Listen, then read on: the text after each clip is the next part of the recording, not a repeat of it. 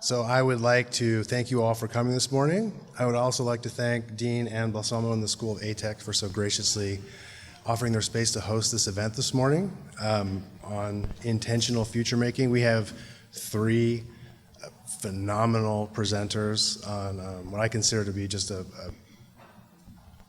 such an interesting topic. I'm disproportionately excited to be here this morning in terms of, I knew this was coming, and a bit more of that, but I just want to go through the agenda a little bit. We started obviously with a networking breakfast, so if you haven't had a chance to get something to eat, I encourage you to do that.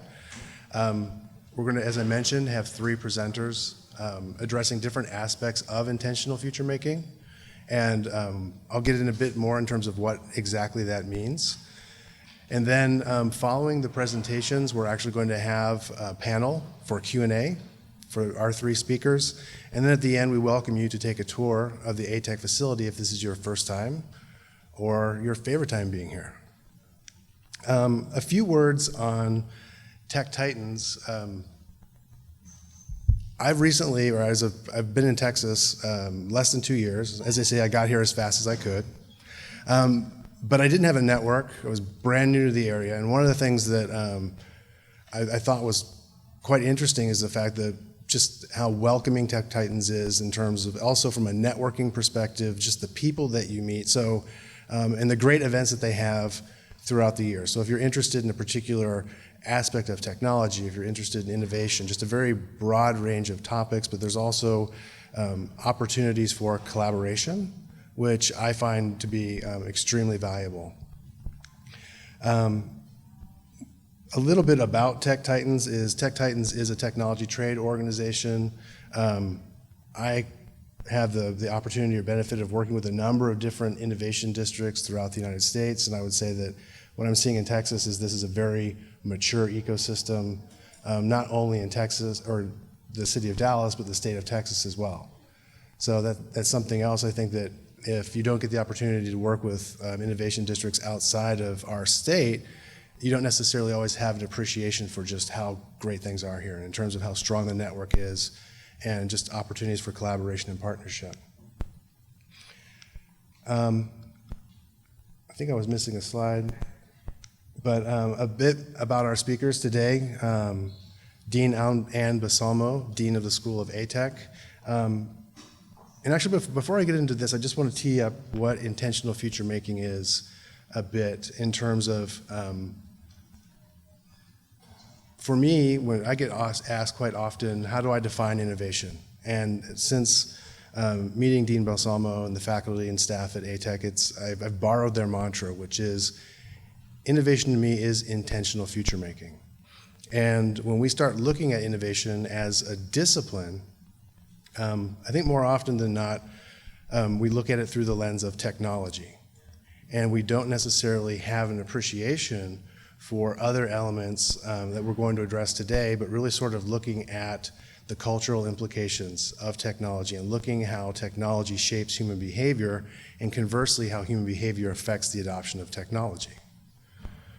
So too often we're worried about deploying something to production as opposed to really sort of, and we're looking at technology and trying to find a use case for the deployment of that technology, as opposed to looking at the capabilities and the experiences that can be created through the technology, and looking at the sort of the social drivers or implications. So I'll give you a very quick example, phenomenon known as digital tribalism, which I don't, if that's a topic that's familiar to some of you, but a great example for me is you can have a celebrity with, let's say, 25 million followers who wakes up one morning and decides that she doesn't like the new UX for Snapchat, right? So what happened? Their stock took a hit because the tribes have spoken.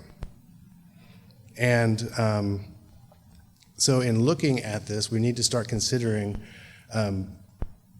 disruption, experiences, and having an appreciation once again for the fact that we can't stay so sort of myopically focused within our own industries, because disruption does not respect industrial borders, right? So another example that comes to mind is Fortnite, right? How much should a bank be paying attention to Fortnite? Should an insurance industry be paying attention to Fortnite? But we have to ask ourselves, why is a free game generating billions of dollars. And then when you really start, and asking the questions why.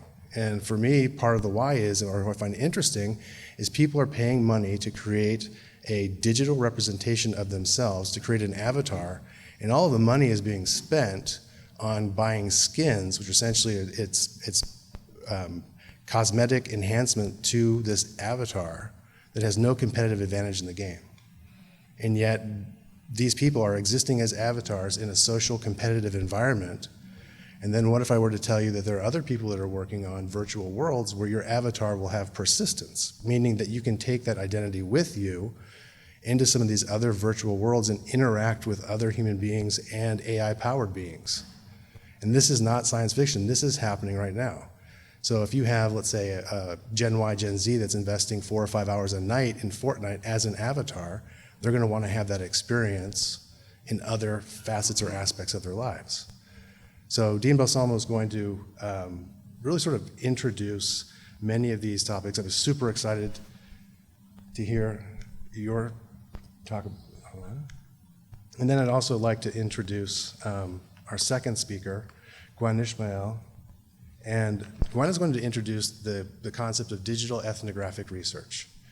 And as I previously mentioned, I hate to overly simplify this, but it's really how the effect of technology on human behavior, and conversely how human behavior affects the adoption of technology. And I think this is often overlooked. And this, so for example, I'm sure quite a few of you have employed design thinking into your innovation methodology. But I would maintain that there's a front piece that's missing in terms of having a perspective prior to actually engaging in those conversations. So for example, if you are in marketing and you want to attract more Gen Y, Gen Z people to your business, well, is mounting an email campaign the best strategy? Probably not. And the reason I say that is because if you study generational preferences in communication, you would know that for each of the different generations, they have distinct preferences with respect to how they communicate and how they want to send and receive information. So there are different aspects of this that essentially you can come to a conversation essentially armed with knowledge, as opposed to, and I've been part of these meetings several times where it's like, okay, the technology is blockchain, we're gonna get 10 people, let's lock ourselves in a room and don't come out until you have a use case. As opposed to understanding the capabilities and the limitations of a particular technology, and essentially putting that on the shelf in terms of looking at that as an enabler of an experience, as opposed to letting that sort of drive your entire strategy. And our third speaker is Ted Farrington, and what Ted is going to be talking about is, so as we're introducing these topics, we also want to make sure that when you leave here, that not only, hopefully, do you sort of look through a different lens, and the lens that I'm referring to, and something that's had an impression on me, is there was an interview with Steve Jobs, where he essentially said that your life will change forever when you realize that the things that have been created in this world were created by people no smarter than us. And that we have the ability to essentially poke at the universe and see something come out of the other side. We have the ability to do that. And that really is sort of the essence of this intentional future making, in that the future is not predetermined, but that we have multiple possible futures that we must consider, both possible and probable. But we have the ability to influence the direction in which we essentially evolve. And what Ted's going to be talking about today is how do you then take this information back, and what are some strategies and techniques that you can actually employ within your organization to incorporate this into your methodology and take this forward. So once again, I would like to thank Dean and Balsamo for hosting us, and then sort of a commercial for Tech Titans a little bit, but on Friday, August 23rd is our awards gala. And if you haven't attended this, I do encourage you to attend. It's a fantastic event. It's really kind of one of the best opportunities for you to really meet everyone in the sort of the Tech Titans community. It's a great networking event. It's also recognition for innovation, entrepreneurship throughout the Metroplex. So with that, I would like to introduce Dean Ann Balsamo. Welcome on behalf of my incredible staff, who all got up very early. Typically we don't. We let the students kind of take their 8 o'clocks. Welcome to the School of Arts, Technology, and Emerging Communication. So just a very brief kind of introduction to ATEC. First of all, you may kind of be asking the question, what is ATEC? What is an ATEC? We are kind of in the process of educating everybody about what an ATEC is. It's a brand new school. It was started in 2015 by the merger of 2 programs that were actually incubated in the School of Liberal Arts, kind of here on campus.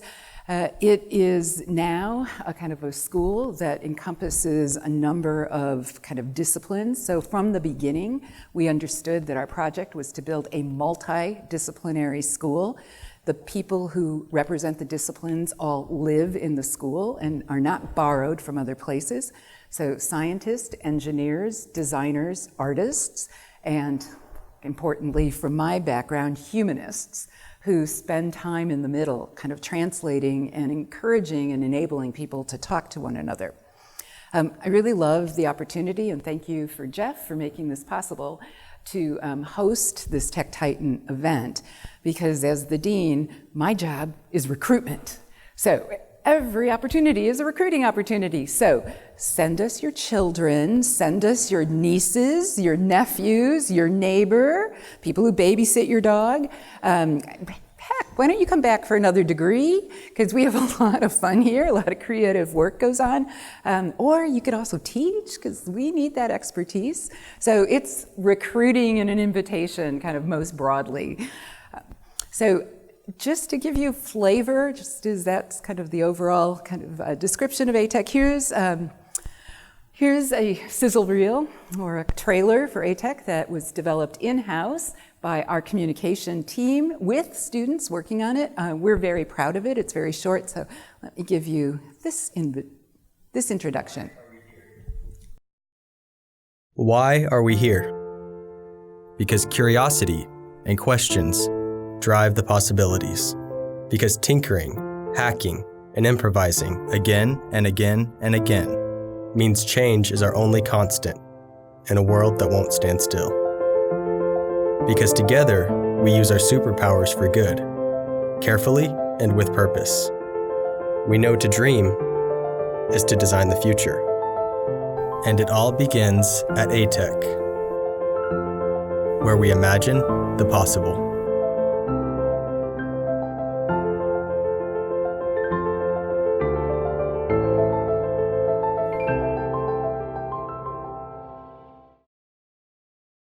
I'm very proud of that, because all that footage was of students doing work in labs and studios.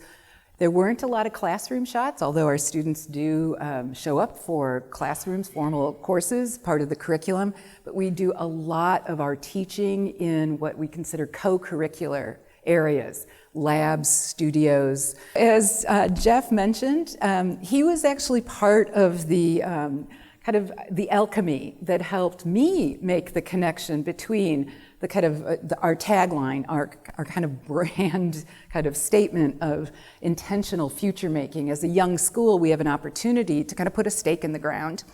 And intentional future making means all of those inflections, which is not only what are you doing when you make technology, what do you think you're doing when you're creating a new technology, a new animation, a game, kind of a new website, a new design. So what do you think you're doing? And also kind of what are the other things that might be happening? How do you account for the ethical choices that you've made, whether you realize that you've done that or not? So when we started talking about the kind of stake in the ground, about keeping intentional future making at the center of our kind of educational mission, he's the one who helped connect the dots. That for us, innovation in the way that we would approach it, subtly different, but very much kind of adjacent with the other places on campus, the management school, the engineering, computer science school, that innovation for us is intentional meaning or intentional future making, and that in fact intentional future making often leads to innovations. So today I'm going to talk about another kind of stake in the ground. Kind of, again, a small, a new school. We're not burdened by legacy in many respects, so we can assert some foundational commitments. And one is the kind of the commitment to understanding at multiple levels the relationship of culture and technology. And so the talk is framed by this title, How to Take Culture Seriously in the Age of Innovation, which of course is really a talk about why take culture seriously in the age of innovation. And what I'm going to do is just offer a few examples, things that will be familiar to some of you, demonstrate a methodology that we teach our students from the very first freshman class. That isn't the only methodology, but it is one that young ones can kind of understand and we can use to kind of scaffold their their methodological insights about how do you make sense of emerging technology, which in the end is the horizon of our work. So let me talk first about culture. There are many flavors of culture. There's capital C culture, fine arts culture, high culture, lowercase pop culture, street culture, teen culture. Culture in general, just taking as a construct, it's the source of knowledge, of values that tell us what the meaning of the world is. It tells us how things are and why things are the way they do, or the way they are. Culture is a set of understandings, of knowledge, are handed down from generation to generation. Culture is always changing, but what's really interesting is how marvelously persistent it is. How even as it changes quickly in terms of its modes of expression or how it gets manifested, there's certain things about it that really persist over time. Maybe not universally in terms of a kind of global phenomenon, but consistent generation to generation. When we are socialized, we also become enculturated. Right? Individuals, as they are socialized, are brought into the understandings of the collective. And those collectives multiply over time. The collectives maybe of their kinship system, might be their family, their genealogical kind of traditions, but then also, of course, their tribes, their age groups, and kind of the generations that they're brought into contact with. Over time, culture is transformed. These understandings are transformed, even as their innovations, their new use of technology transform what we take to be culture, cultural behaviors, cultural meanings. If you look close enough, there's also the way in which those values and those insights are actually reproduced. And that's an interesting both and. The idea that culture and technology both kind of reinvent kind of old ways of understanding and also reproduce and bring forward with us kind of some steadfast values and attitudes. Culture has many elements and there are many lenses that we could use to provide examples. I'm going to talk today language, politics, history, stories, give examples of each of these. But of course we could also talk about things like religion, mythologies, art, rituals. The ritual, here's an example. In our incredibly networked high-tech digital culture, we are engaging in what is rather old, abiding ritual of oral storytelling. I am here literally delivering you a story. The story I deliver is very much based on who I think is in the audience, what I think what will you find interesting. And we're also doing and engaging in another very old ritual, which is the cultural ritual of reading what is on the wall. To be taken kind of to the carved kind of facades that, that depicted the great battles of a culture. What do you think PowerPoint is if we're not continuing to bring other people on our communities to the wall and read to them what we think kind of our cultural moment kind of means? So let me start with language and the role of language in expressing, communicating the meaning of a technology. So, marketers, of course, understand this, and they understand it maybe because they've stumbled onto something that didn't work out the way they had anticipated or caught them by surprise. 2009, the private bank HSBC launches a brand campaign called Assume Nothing. Very reasonable. What they're saying is, you got to pay attention to your financial kind of well-being and your financial health, because you cannot assume that you'll keep working, your health will continue, and so on. So they launched this brand campaign in 2009. Very shortly, as they were moving into global networks, they realized in many languages, assume nothing meant do nothing. It was translated literally as do nothing. So back on their heels, $10 million later, a kind of very hastily kind of designed rebranding campaign to rethink kind of the mantra. Here's another one that kind of marketing professionals will be familiar with. 1960, Pepsi has launches the slogan, "Come alive" with the Pepsi generation. And this is not apocryphal. This actually is kind of in the annals of marketing missteps. When it was translated into Mandarin, it translated as "Pepsi brings your ancestors back from the grave." I couldn't figure out from the kind of the cursory research what they did on kind of that, if they rebranded particularly for Mandarin-speaking markets, but marketers, again, from 1960, they know that language is something you must pay attention to. So politics. Now, I'm focusing on politics, again, because this, at this point, not so much kind of politics with a grand P, kind of the political kind of campaigns or political skirmishes, but politics in terms of the relationship between states, governments, and the citizens, and between governments and nations, and then internation kind of relations. Technology is also a vehicle in subtle ways for political meanings that kind of bump up to a national level.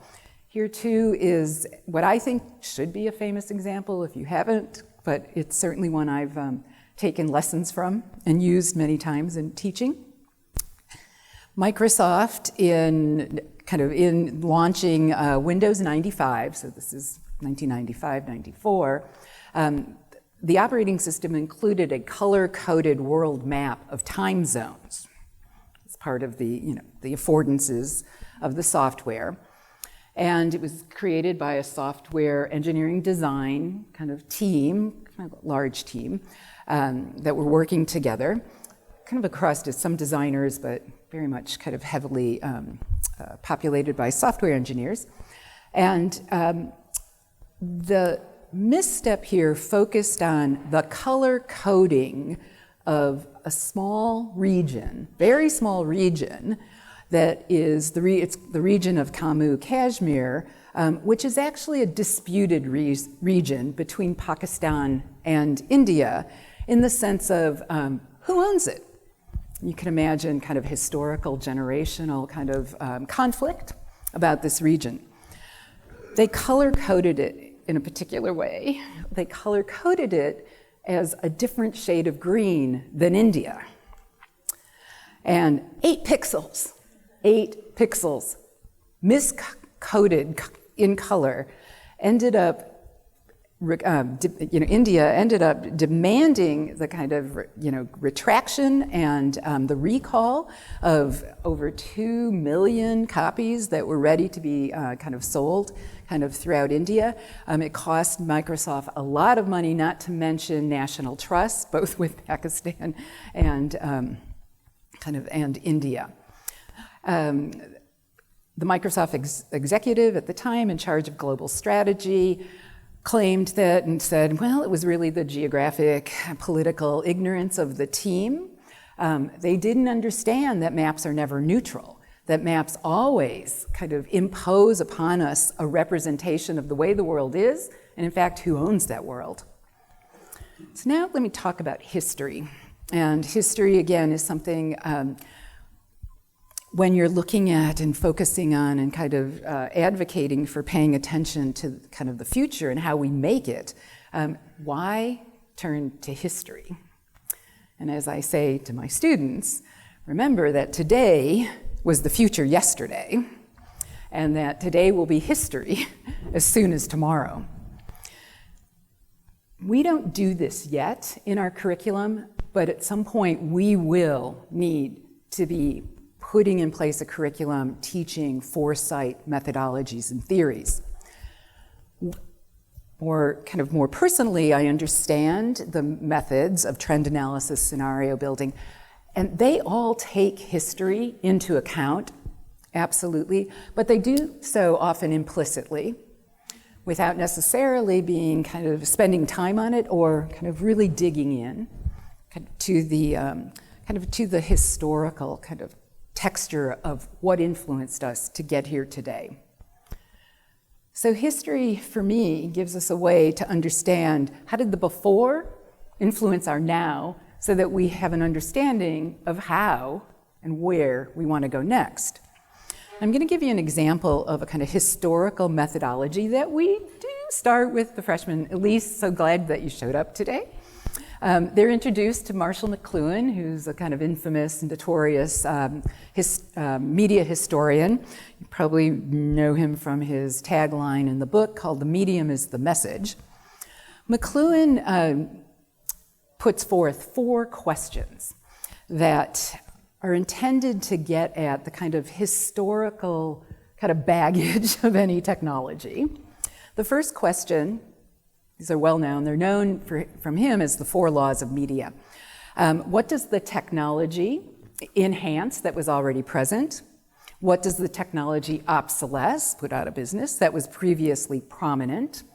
What does the technology retrieve that was previously obsolesced?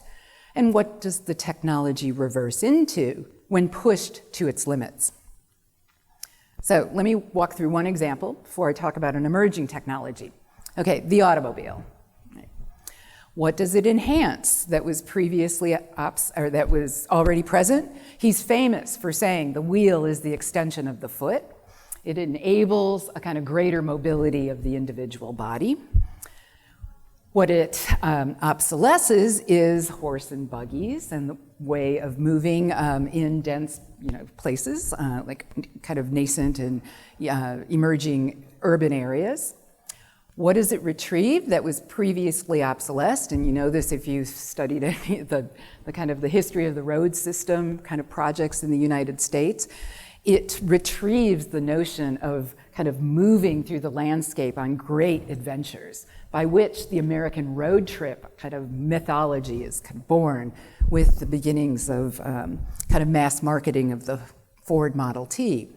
And what does it reverse into when pushed to the limits? You go nowhere, the traffic jam. So it exactly turns upside down so that the mobility that was promised by the technology, literally when everyone has one, you're gonna go nowhere. This is now it's the meme about the largest traffic jam ever in a multi-dozen exchange in China. So now let me go through those 4 questions again, looking at what 18 months ago was an emerging technology. And boy, with everything that's been going on just in the, since November, I'm not even sure it's emerging anymore. I think it's here. And that has other kind of implications and topics for another talk. So CRISPR-Cas9, right? Edit, cut, paste, genetic kind of modification, genetic engineering technology. What does it enhance? One of the things it enhances is the process and the possibility of patenting biological species. So 1998, the first patent for a new species was issued in the United States. The species was called the oncomouse. This was an genetically engineered mouse species that was highly susceptible to cancer and other kind of genetic modifications. It made the production of experimental mice generations much quicker because you didn't have to wait for directed kind of reproduction. This image is actually an image of a transgenic oncomouse. Doesn't have cancer, but it was genetically modified with a gene sequence pasted from a glowing jellyfish, And so these are now kind of famous glowing mice. What does it retrieve that was previously obsolete? If you're a fan of Jurassic Park, this won't come as a surprise. Science fiction is our kind of our greatest inspirational resource. What does it retrieve? It retrieves the kind of the aspiration to resurrect dead animals. In this case, it's for a very good cause, and our intentions are the best, right? The Asian elephant is endangered. We already know the woolly mammoth has gone out of existence, but they do have some genetic material. So the experiments are already going on of how do you take some of the genetic material of the woolly mammoth, edit it into the Asian elephant to produce a hardier and literally a more aggressive elephant that can stand its ground in the face of various dangers. It also retrieves something that should be more disturbing for us, which is the notion of eugenics, and eugenics as a state and governmental organized and imposed set of a program that, in this case, leads to sterilization in the aim of improving kind of the human race. So state-controlled selective breeding programs. We thought those were done. Early 1970s, the last one kind of shut down or was overturned. But lest we think that was a bygone day, November 2018, we heard the first announcements from scientists in China about gene-edited babies that were going to be born very soon, created through CRISPR-Cas9. In May, this was kind of a posting from May, Harvard announces that they will be doing gene editing kind of experiments on human sperm. So we're getting to the point where the gene editing now being created, not babies that have already been fertilized in embryos and fetuses and so on, but in the kind of reproductive material that gives rise to children. That means whatever children that child has will now carry with it a gene-edited sequence that is intended, and they say this right here, some scientists in the US also hoping to improve tomorrow's children. We'll bracket the question of what that means. We talk about it in the class. What is it obsolesce? Undirected evolution, the understanding that the human species has evolved over time due to changes in the environment and unexpected collisions. Here now, that future, what does it? It obsolesces the natural human being, where human beings themselves become genetically modified organisms, and maybe with the best intentions to make this kind of bipedal form more adaptable to changing climate conditions. What does it reverse into when pushed to its extreme? Okay, this is a joke. Somebody said, maybe they're going to start looking for when the exhibition opens. I want to do that exhibition. An art exhibition where the future versions of Homo sapiens look back to 2019, and just as we do, what were humans way back in the middle of the 21st century as we move forward? And what do I believe will persist? The DMA, our kind of cultural institutions, because they have, to me, I would say a sacred responsibility, a moral responsibility, and one of those ineffable responsibilities was to continue to reproduce kind of cultural understandings about what's important and what's valuable. And to me, art is one of those forms. So what? These questions, they don't tell you what the next steps of innovation are or what you should be doing, but what I think they do is they help us understand that in any piece of technology, and we would look at its history from its moment of kind of conception around the water cooler at our research institutes to the 15 years later when the market actually catches up and culture actually catches up with these kind of emerging innovations. What it gets us to understand is that there are always multiple and contradictory possibilities and implications. It cannot be otherwise. Right? Emerging technologies could always be something other than they were. They are what they are when they are kind of launched into the kind of the world and into markets because of very clear decisions and understandings, and in fact stories that we've told ourselves during the innovation process about what we think we're doing, what we think that we're building, and what we think the impact or the intentions are going to be of our technology. We tell ourselves stories about the problems they will solve, the advances they will enable, the disruptions they will provoke, and the benefits that we will yield. But rarely do those stories talk about the contradictions, the entanglements, the fact that we can't control the entire ecology, we can't factor in, we can't even model the entire ecology.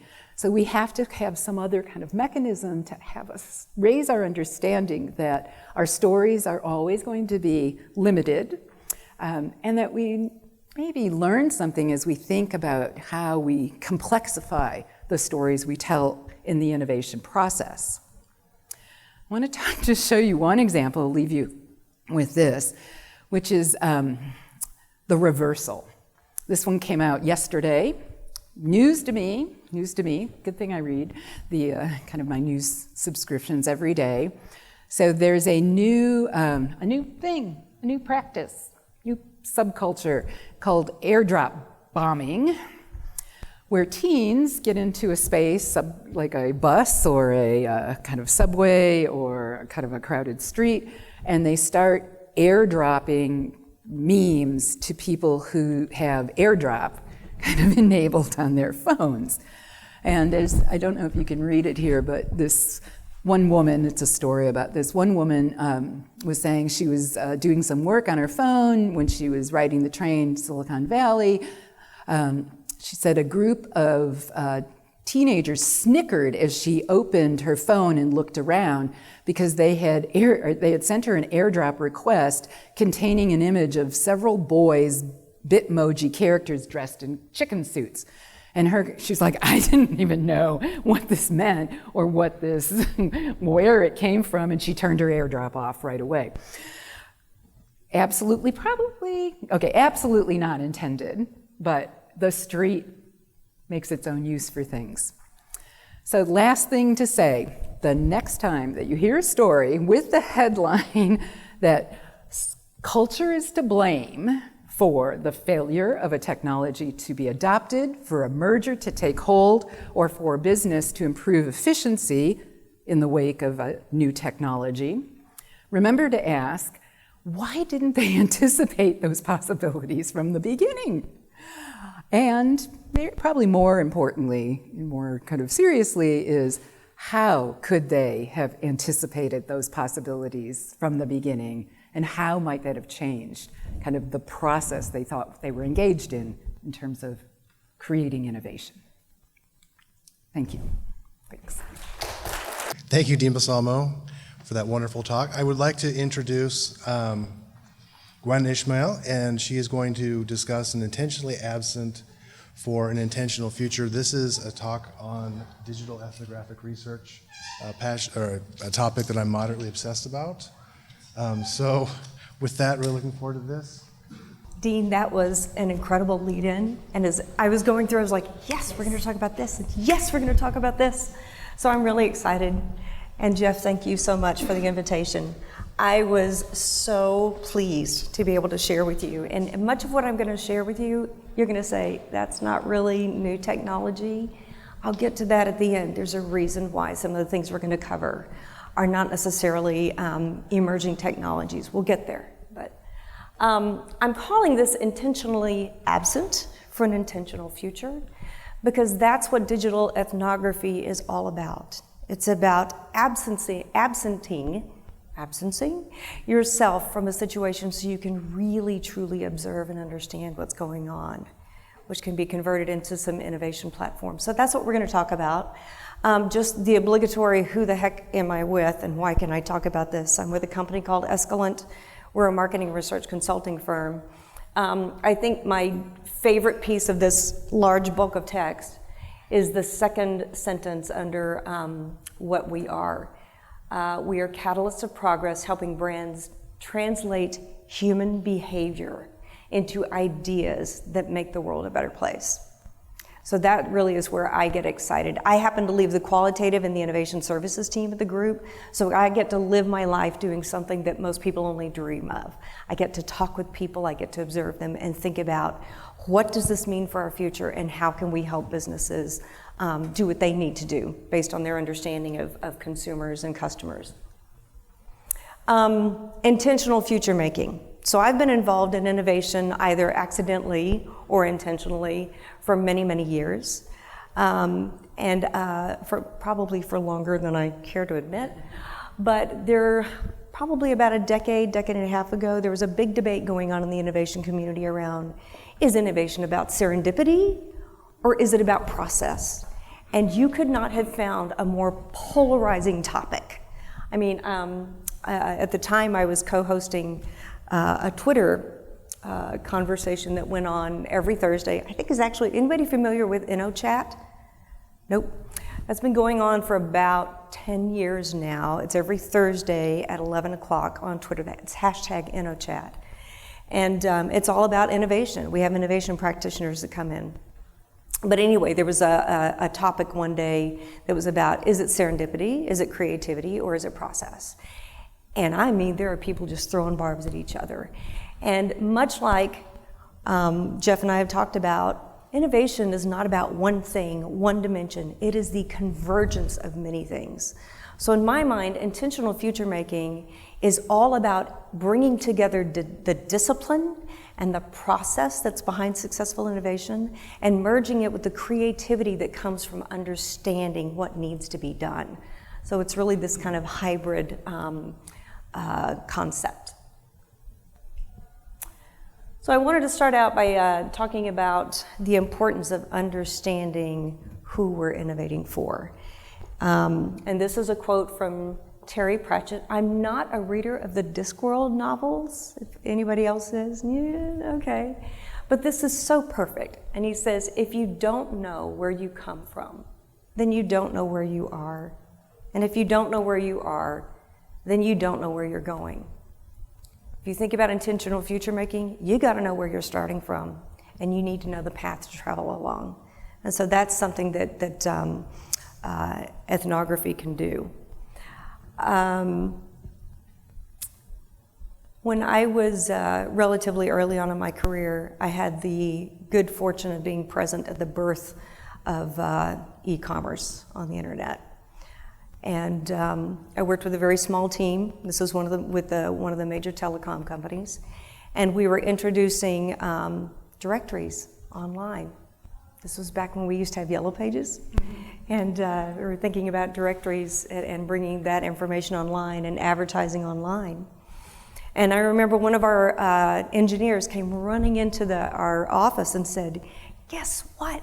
I've created this really cool technology where you can go onto the website and you can literally fly over a map of buildings and you can click on a building and all of the phone numbers and the businesses in that building will open up for you. We got to introduce that. And we said, is that really the way that people search for phone numbers and addresses of businesses? And it was taking a step back and going, you know, maybe not. But the technology was so thrilling that there was actually going to be a development path created to implement this type of functionality into the directory. I was like, wait a minute, this is not grounded in consumer need. This is not grounded in how people actually think and behave. But boy, it was fun to think about.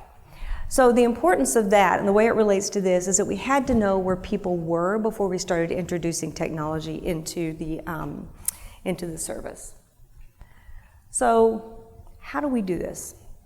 Well, we can talk with people. We can try to understand them. But observation is really critical as well. When we introduce ourselves into a situation, we introduce our own biases, we alter behavior. And so we wanted to talk about ethnography, starting out with what are the purest forms of ethnography, what are the true roots of ethnography.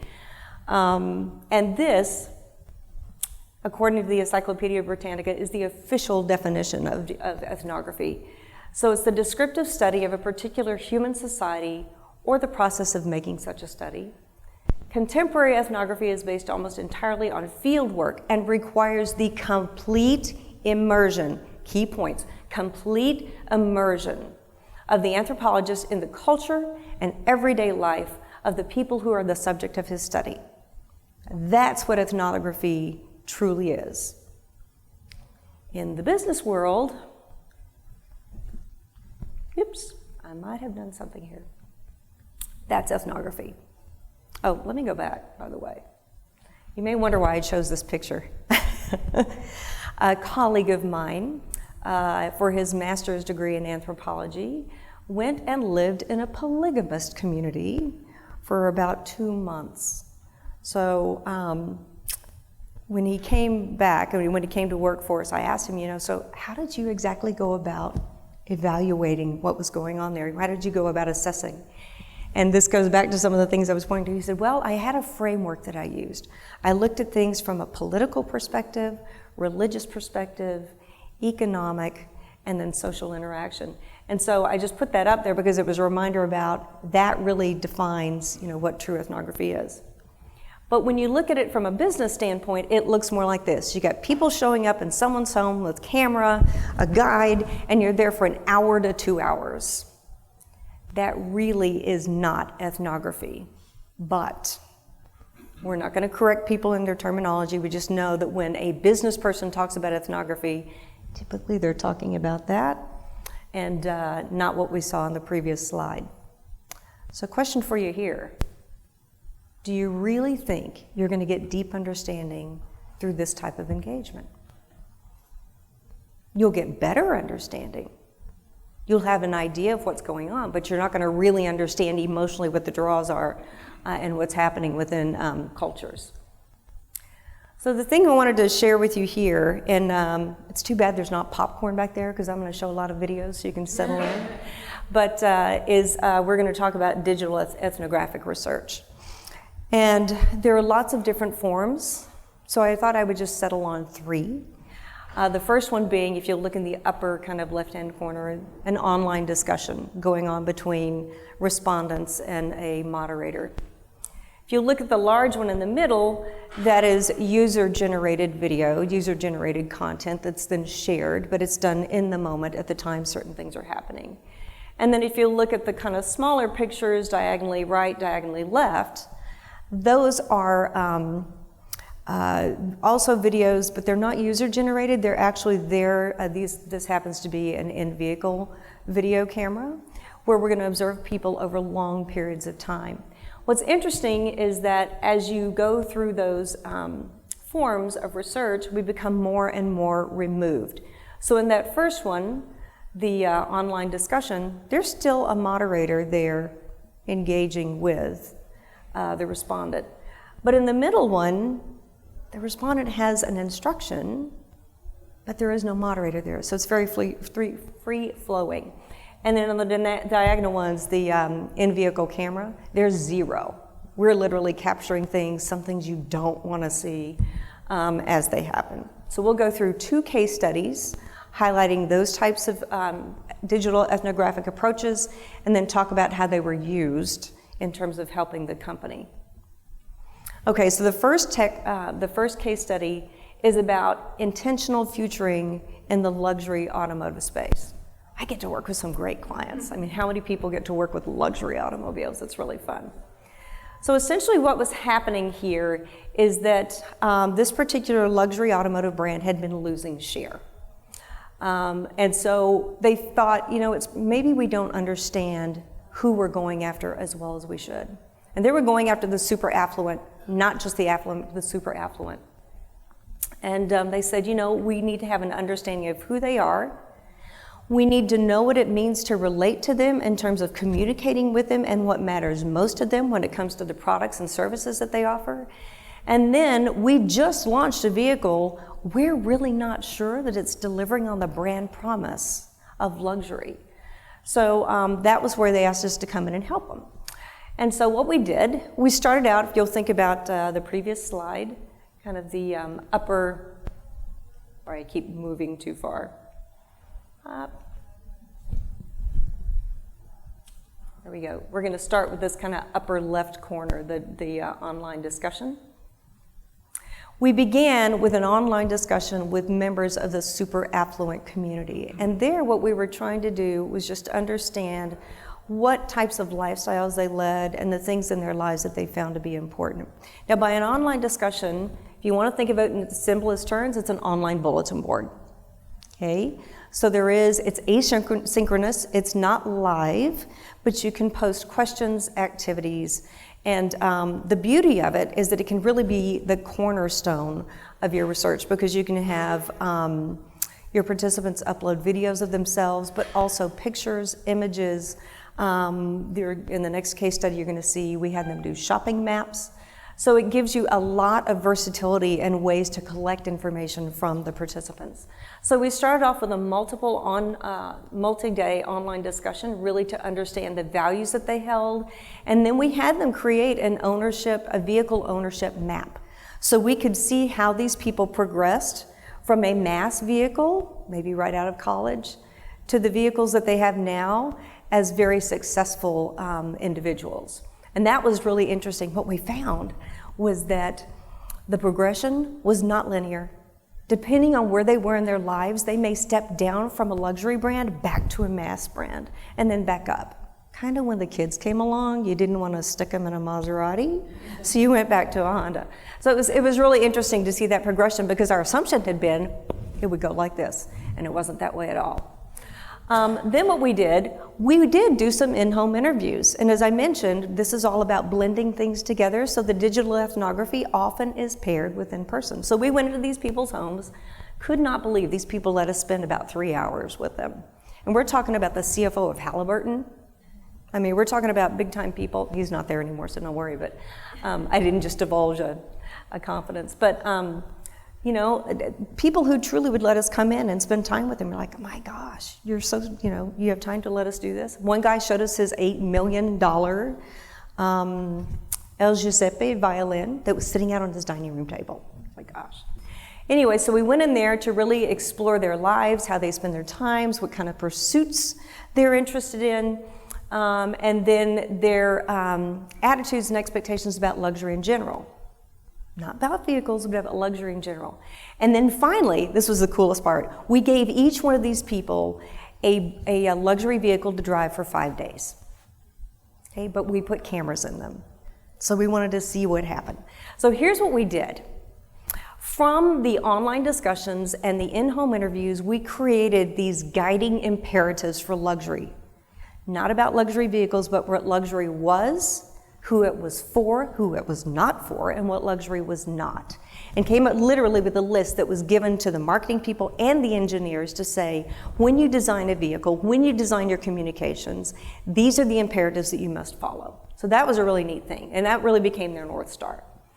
And then in terms of the in-vehicle cameras, we learned whether or not this newly launched vehicle followed those imperatives. Did it really match up to expectations of luxury? So what I'm going to do is share a couple of these with you so you can see. I will tell you that in both of these cases, it didn't meet luxury standards. I'm not going to do this whole one. This is an 11-minute video. But the man you're going to see in the video is named David. He is the former CFO of a company, not Halliburton, and he's in between assignments. And so he is on his way to an interview. And as you can imagine, this is a very important event for him. So let me share with you what happens here. He's trying to use the navigation system.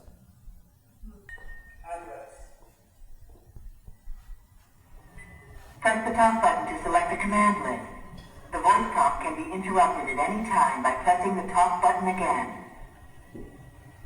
On-screen commands. He was very generous and blamed this on his accent. It wasn't.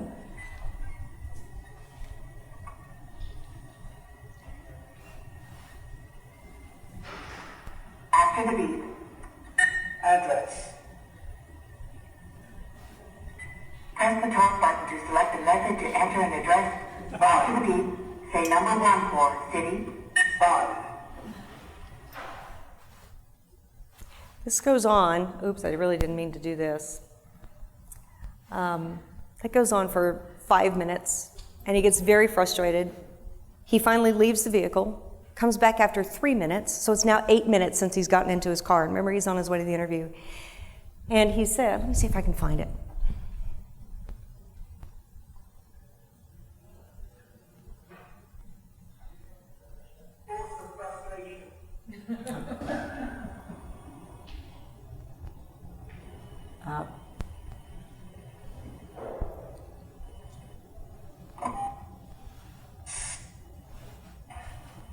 There we go. I've given up on the sat nav. I went inside, printed off Google Maps, because I can't wait any longer to enter an address and it's not very intuitive.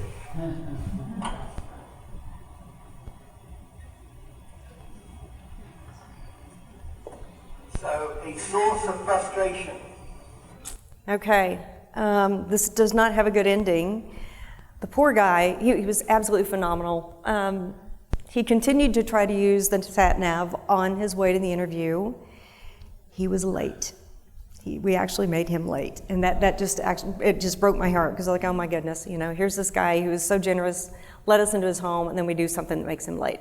So this is another person that we gave the vehicle to. And it's really not so important that you watch her, watch what's going on around her as she tries to use this.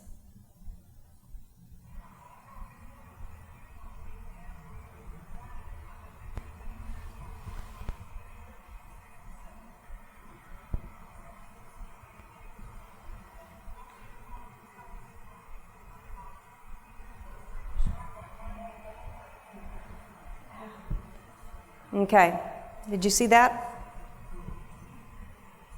She's trying to figure out if the seats are cooling, because she had ventilated seats, and she's trying to figure out the center console.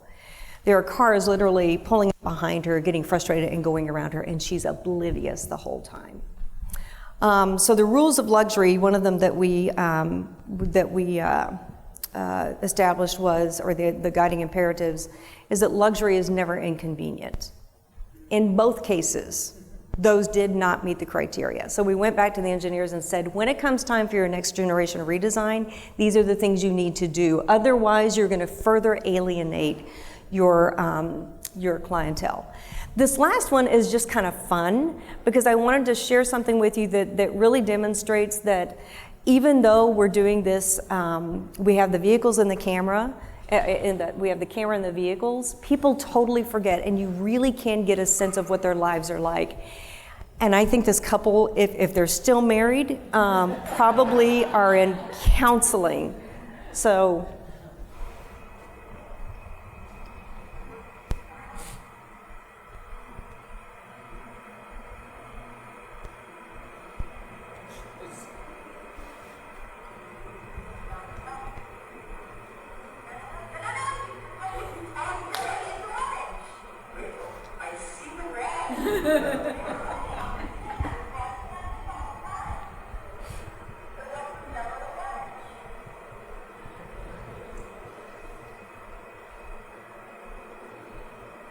Now watch him.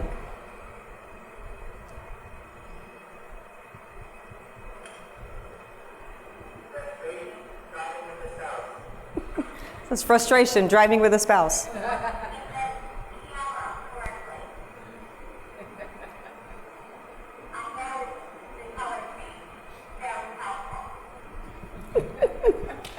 And I love the look at the end. She's like, ah! So essentially, you could see the look on his face was like, oh crud, there's a camera in here. So, but people really do forget. And so by making ourselves absent in a way, we are able, I guarantee you, we never would have seen these things otherwise. We would not have been able to sit in a guy's car for 11 minutes while he went in and tried to figure out how the heck do I get. And things that the company really thought would have defined a successful launch, a successful vehicle, it was not a successful vehicle. It was better than it had been in a while, but it wasn't a true success.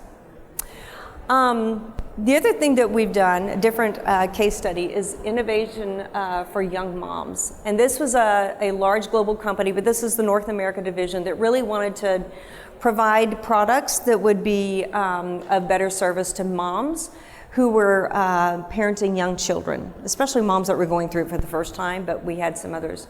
So we wanted to understand what their lives were like, what problems they ran into, and we were specifically interested in developing things that would help them in these parts of their lives. So we were going to explore what it took to maintain a clean environment.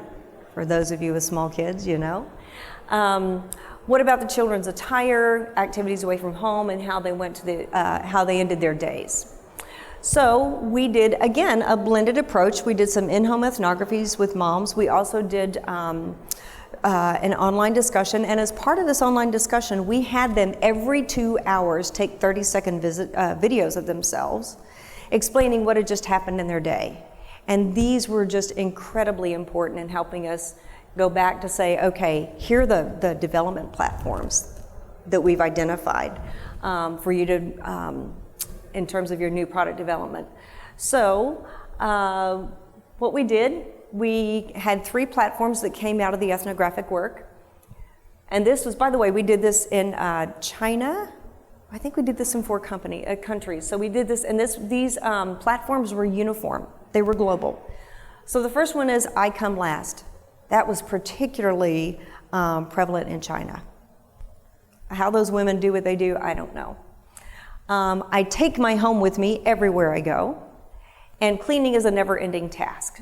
So those are the platforms that for the last 5 years have been the guidepost for this company's new product development. So it's been a success in terms of really helping them direct their efforts. So I wanted to share a couple of these with you. This is one of the videos that was in support of I Come Last. Oops, it didn't work. A little bit irritated right now, kind of frustrated.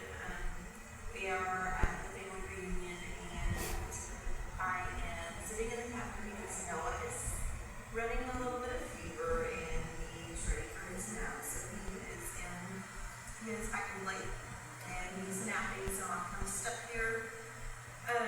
Waiting for him to get ready so that we finish napping so that we can go back down to the pavilion where everybody is. It's not about me anymore, I guess. It's about my kids. Having a good time. I got to have my time whenever I was little. And I got to be at the reunion and do all my plan then. Okay, so definitely an example of I Come Last. And then here's one of I Take My Home With Me. Whoops, don't have this down.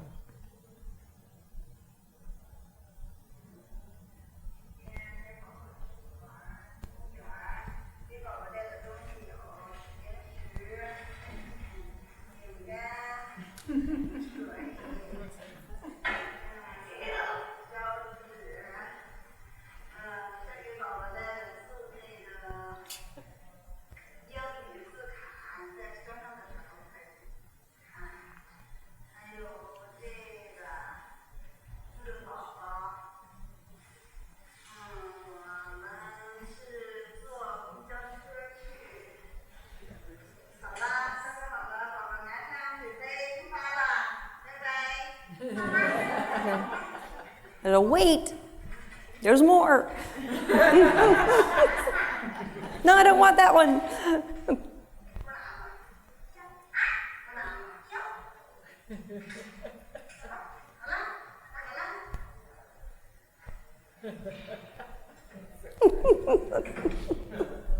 And again, these things are uniform. It was so nice. We really didn't know if we would come up with different development platforms for each one of the countries, but it was something that crossed. And so those were the things that all of their new product development teams, the engineers and that sort of thing, the R&D folks had as their guideline. Doesn't meet one of these platforms. The last illustration I want to share with you kind of goes into the immersing the company, the business, in who these people are, because it's great to hand this off to an R&D team, but this really needs to be stuff that's lived throughout the company. And so what I'm going to share with you now is, again, the result of the hybrid approach. The script that you hear was taken from the participant's introduction of herself in the online discussion. The images are a combination of pictures she took herself, images that were captured using a wearable, and then also our in-home ethnographic interview. So I'd like you to meet Carrie, who is a new mom.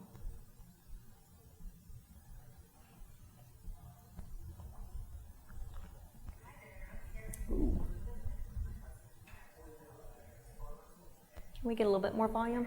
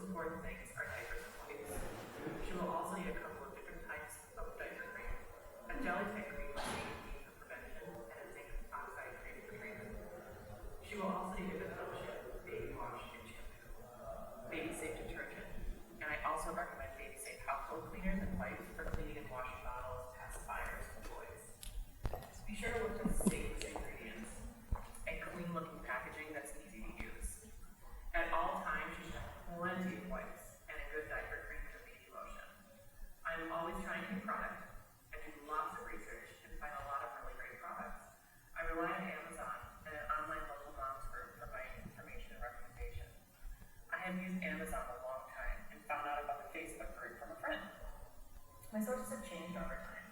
As I've made more friends that have babies, I have relied on their experience more and more.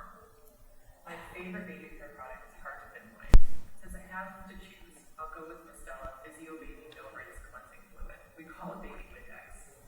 It's amazing for an extra clean after a messy diaper or sit up without a full bath.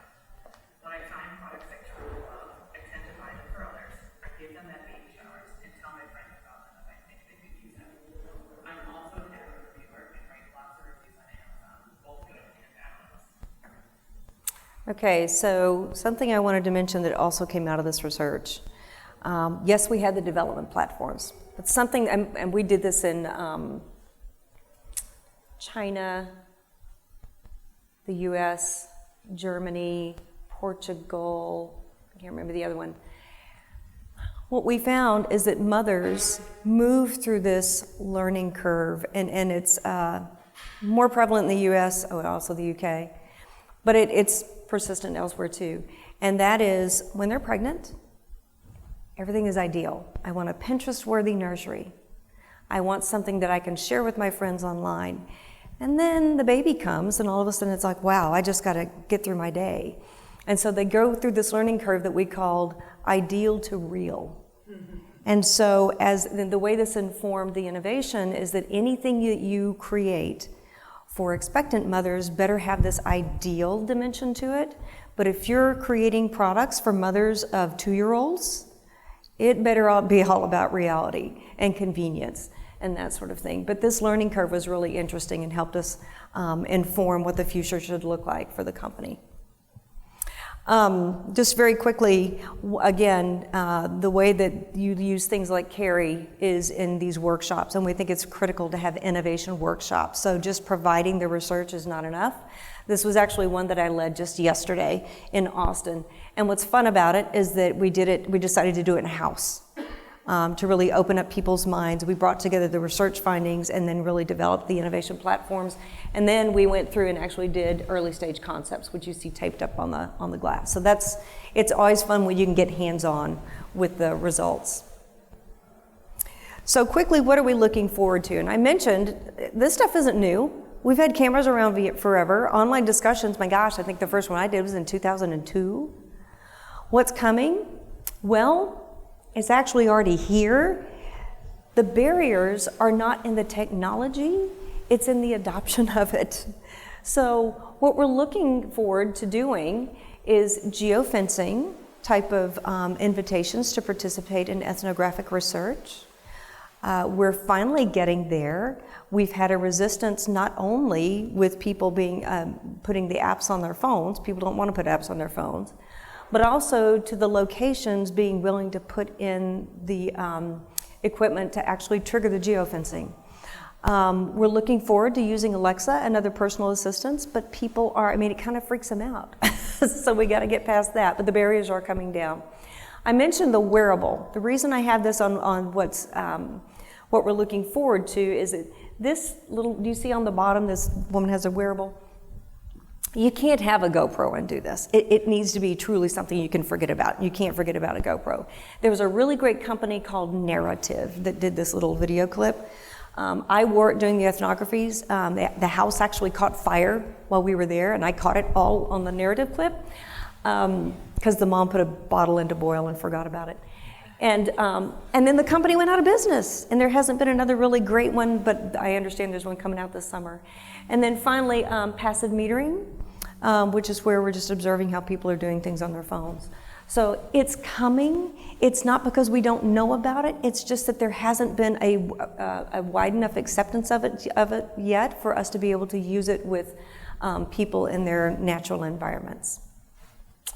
So with that, that's where I wanted to end. I won't answer questions now because I know we're going to have a panel discussion. But I thank you very much for your attention.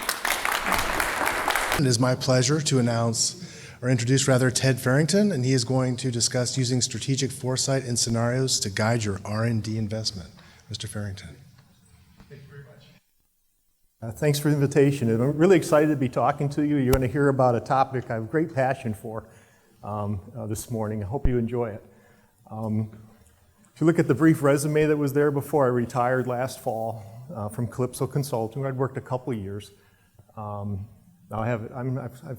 the biggest issue I have now is I can't figure out how I ever had time to work. So I've figured out the retirement thing, okay? But I enjoy this very much. The 35 years before that I spent in company corporate R&D, number of different companies, mainly in the consumer products space, J&J Consumer, Kimberly-Clark, Procter & Gamble, food and beverage at PepsiCo, the last corporate job that I had.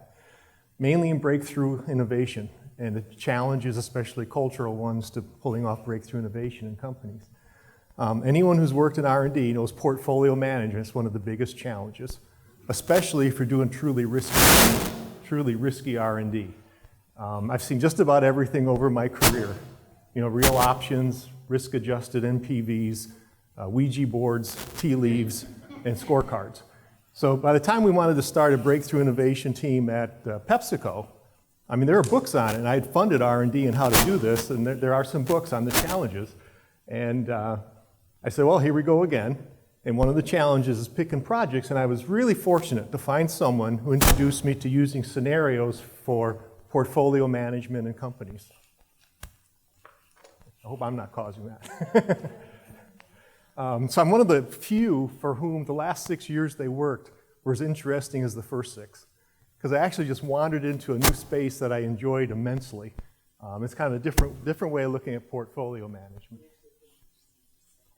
I need to step back. Oh, there's a mark here. Okay.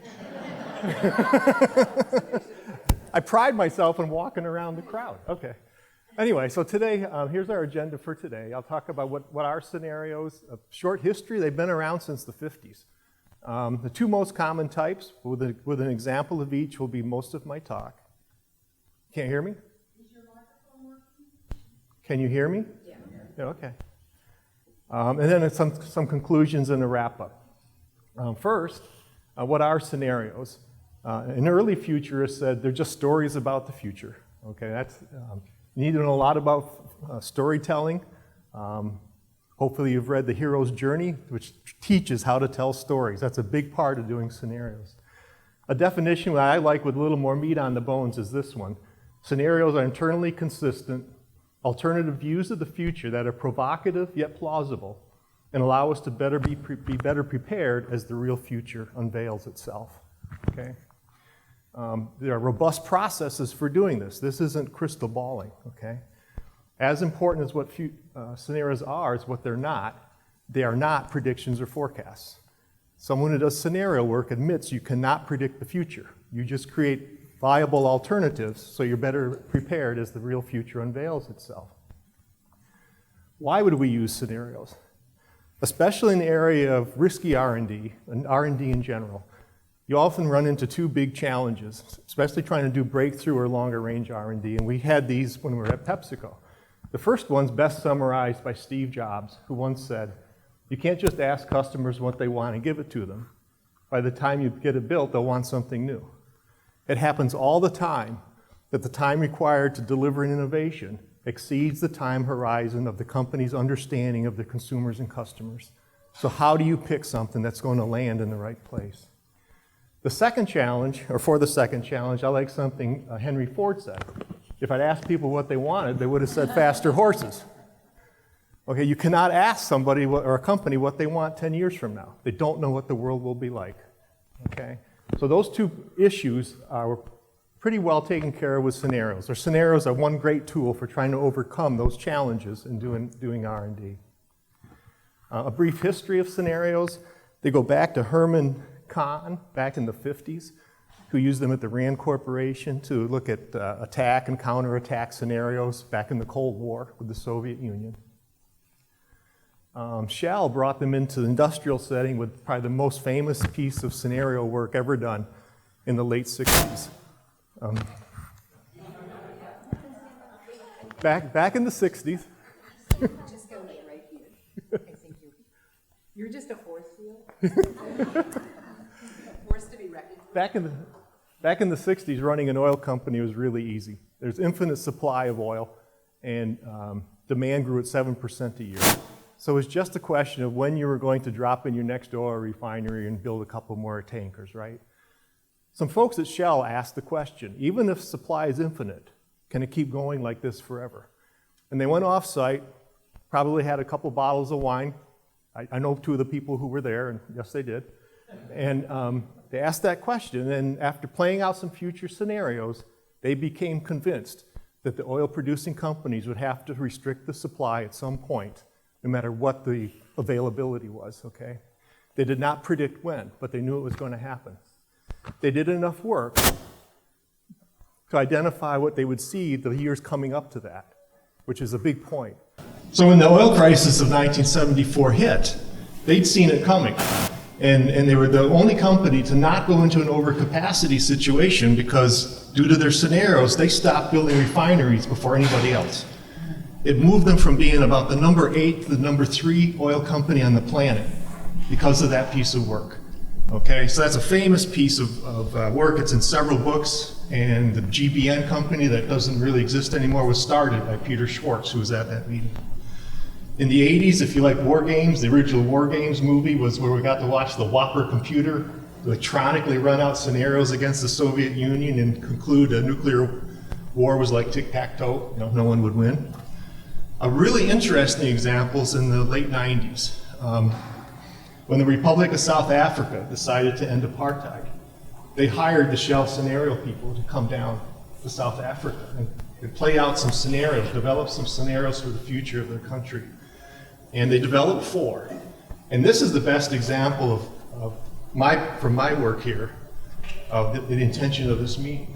They picked the future they wanted and then reverse engineered the decisions they'd have to make to end up with the flight of the flamingos instead of the other ones. So that was truly using scenarios to drive the future.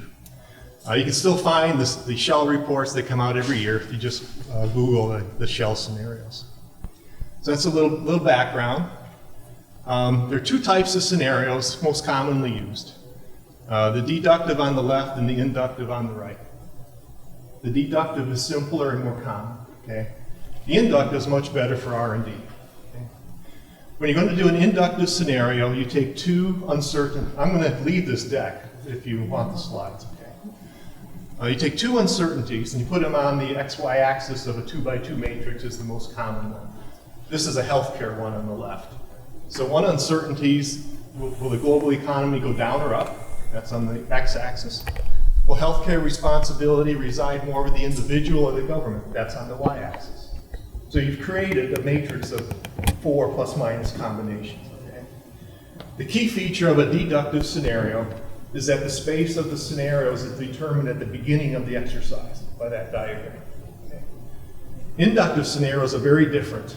You extrapolate out possible implications of all the current trends and weak signals, and then you use systems thinking to look for simple systems that might interact to build a scenario. They're much more difficult, much messier than deductive ones, but they're much better representation of how the world really works.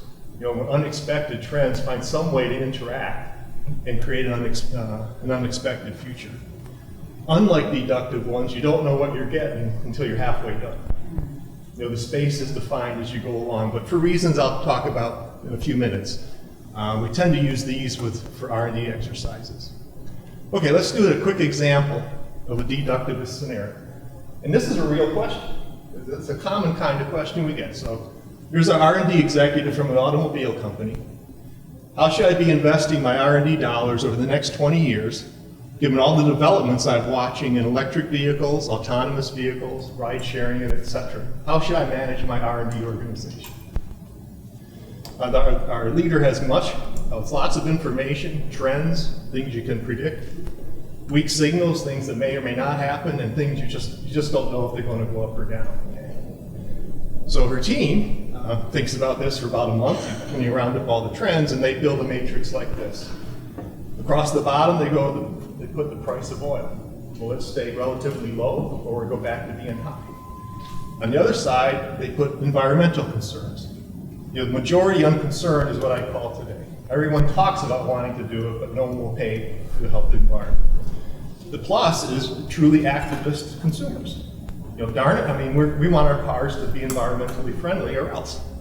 So you have 4 combinations that you can work on. I'll talk about this for about 5 minutes. It's probably 6 months of work to do a real one. Don't get too hung up on the details. I made this one up like on a plane trip one time as an example. But literally, you go into each one and you build the futures. If oil is high priced and consumers are very pro-environment, Nikola Tesla wins. There'll be electric vehicles everywhere, okay? If it stays majority unconcerned and relatively cheap oil, it's going to look a lot like today. The alternatives to the internal combustion engine will grow, but there's just not the driver there is in the upper right.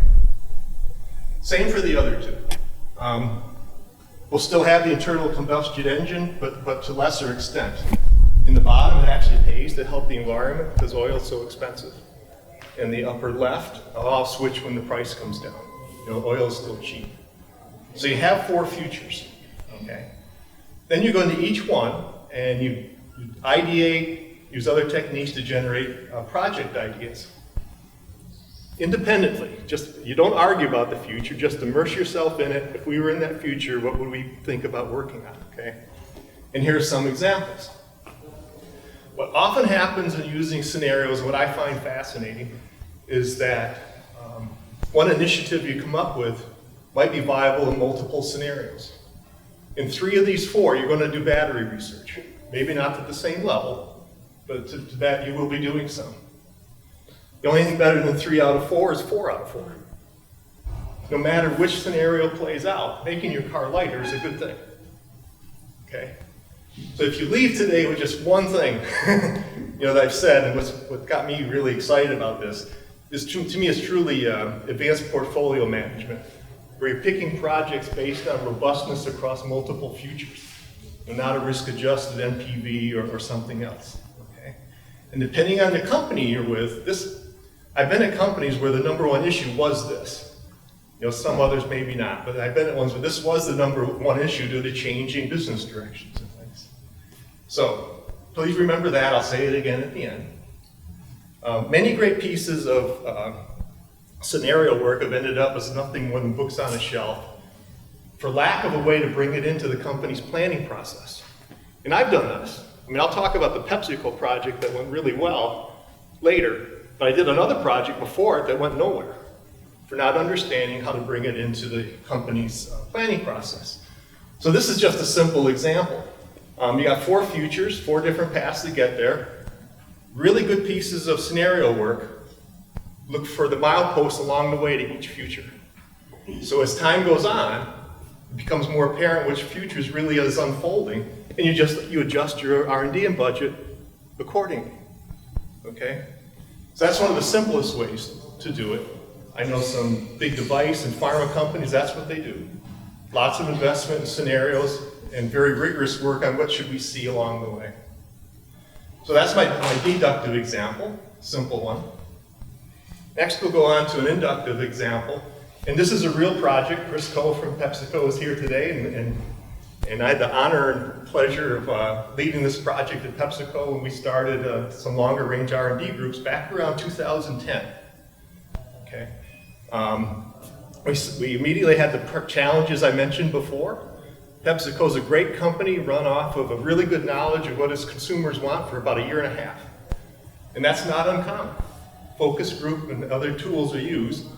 But we had to figure out what people would want further down the road because of the innovations we wanted. So we decided, this is where I was really fortunate to, by word of mouth and some luck, find someone who knew a lot about using scenarios for this kind of work. So we chose to go after two questions of relevance to the company. What will drive consumers' food and beverage choices 10 years from now in China? Far East first, then we focused on China because they really were struggling in China. And what will health and wellness mean to people 10 years from now? Indra Nooyi, the CEO, always wanted to try and make the company have a more health and wellness related reputation. But if you're going to do that, what's it going to mean to people 10 years from now? You know, if that's your goal. This is where I met Christian Cruz. He's worked a couple different places. He's on his own now, but he's a recognized leader in the nuts and bolts of doing scenarios. Okay, so we've been the partners in crime on about 5 projects now, and some of them really fun, this being the biggest one. So we embarked on trying to address those questions, and like I said, scenario projects follow robust processes. And this was an 18-month, it's the biggest project we ever did. It ran over 18 months. And the process we used is here. In discovery, we use an audit to establish what the company believes about the future. And then in outside scanning for things off their radar. In extrapolation, you push those out into the future. You know, what might they mean 10 years from now, which is when you're interested. So one signal today might end up as 8 possibilities out in the future. And we use those tools to do that. During the integration phase, you bring those into the scenarios, the inductive scenarios, and then you go into the planning phase. I certainly don't have time to walk through all these today, but what I did want to do was talk about what comes out of extrapolation and kind of follow it through, okay? By the time you've left the extrapolation phase, here's what the project looks like. I said they were messier. That project had 300 potential future implications of things you saw today. Basically a pile of them on the floor, okay? The real art and science of doing scenarios is, inductive scenarios, is how to get from there to a story, okay? And in this case, we looked for simple systems. For example, this one we call China's Generation Y. Back in 2010, you could see that the next generation of folks coming up in China do the 6-on-1 generation and so on, could be very, very different and very demanding consumers. Customized products when they want them. And that's one of the systems we found. Overall, I think we found about a dozen, okay? Embracing downstream innovation is an interesting one. One of the fundamental conflicts is big companies, PepsiCo or anybody else, makes their money off of economies of scale. Yet consumers want more and more customized products. So they were just starting to talk about letting the innovation go outside their boundary, you know, to get that final customization. So we found about 12 of these, and then you go looking for ones that might have something in common. So we've got the Generation Y, there's one about megacities and downstream innovation, and the way you get inductive scenarios, they share something. They are not independent systems, okay? So what this one is posing is, you know, how are you going to meet the demands of very demanding consumers in a megacity setting? And could you use downstream innovation to help deliver that? That's what this scenario wants to talk about. We call it the culture innovation scenario. What we did on the PepsiCo project, and this could be a big cultural discussion, but culture in companies. Some companies you can write a report, hand it to Jack Welch, and the whole company jumps. Others, you really have to bring the whole company along.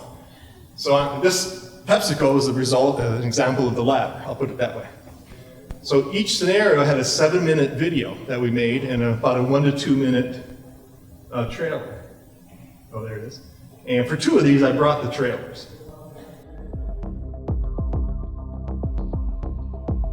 PepsiCo's Shou Zhang revolutionized how the company makes and distributes its products in China.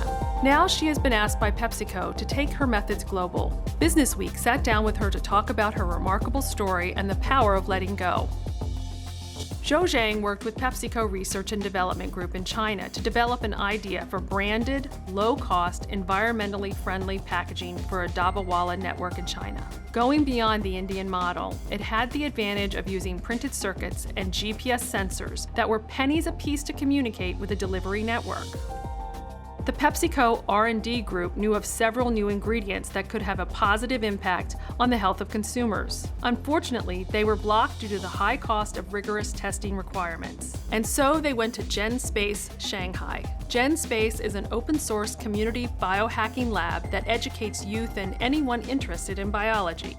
The Shanghai facility performed crowdsourced testing to help PepsiCo meet the obligations of regulators. And Shou Zhang found success. By 2019, the model was working well in Shanghai. She was granted permission to roll it out in 3 other Chinese cities. But success also brought publicity. Exactly. Global NGOs swarmed in, raising food safety concerns. The government stepped in to shut us down in early 2019. Again, it was the PepsiCo R&D group to the rescue. After many late nights, they developed packaging capable of self-testing for spoilage. In 6 months, Shou Zhang was back in business. She is currently working in Purchase, New York, charged with expanding the model to cities around the developing world and even in the US and Europe. Several parts of that became projects as you're trying to wrestle with this dilemma of customizing projects outside your own boundaries. Let's see here. Back at the beginning, I want to make one point here. Back at the beginning, I said we find inductive scenarios better for innovation, especially finding new product, business models, services, opportunities.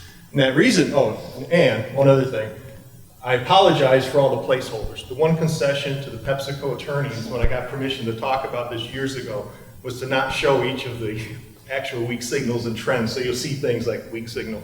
There's a real weak signal there. But there's a process for going around one of these and looking for opportunities. You walk around and look between each box and you say, could we innovate right there and either change the scenario or find a new product, business, or business model opportunity? So you'll run multi-day workshops just walking around the scenario that you built looking for those opportunities. Okay. There were 3 scenarios we did. At the highest level, the disruption one looked like this. Back then, China was building progressively coalitions with other countries to make sure they got their raw material needs met over the years. And we were wondering, would they ever cause, not a global, but a local food disruption? And how would countries adapt to that?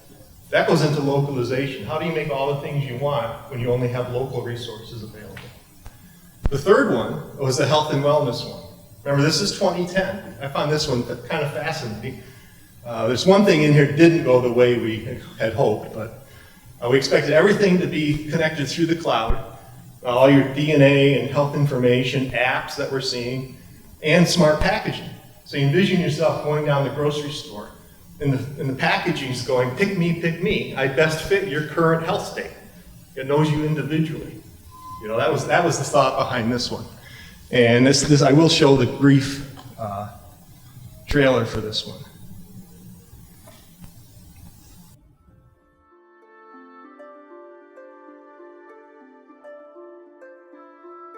We can monitor our personal health with embedded biosensors and real-time genetic reporting. RFID and smart product packaging lets the world around us sense and respond to our wants. We've all benefited from our health coach avatars and health hotspot alerts. The smart data system behind it all is known as HealthWell, and it's continuing to evolve on its own accord. Organizations around the world, in the public and private sector alike, have recognized HealthWell's potential. Every day they tap into its infinite resource of information. Our information.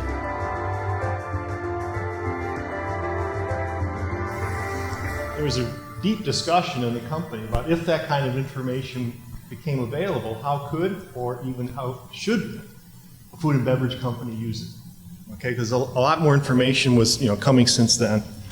So that was the third one. Let's see here. There we go. We're on the home stretch now. So I'm just a couple words about the planning part. We put a lot of effort into that, probably 2-3 months. Same story as the first one. We got 3 scenarios. We independently went into them for different ideas for products and services, and there were some that did well in all 3 scenarios. Okay. It's not. General Electric runs most of its global businesses off of 3 future scenarios, and any big initiative has to show it'll make money in all 3. So it's not. They've been doing it for years like this. Okay, the other thing, there's some overlap. You can have a lot of fun. We did this like Shark Tank. Small teams built business plans and went to R&D management to get funny money to start their businesses. So you get the whole organization involved. I think we had 400 people involved at different stages of the project, so the company owned it.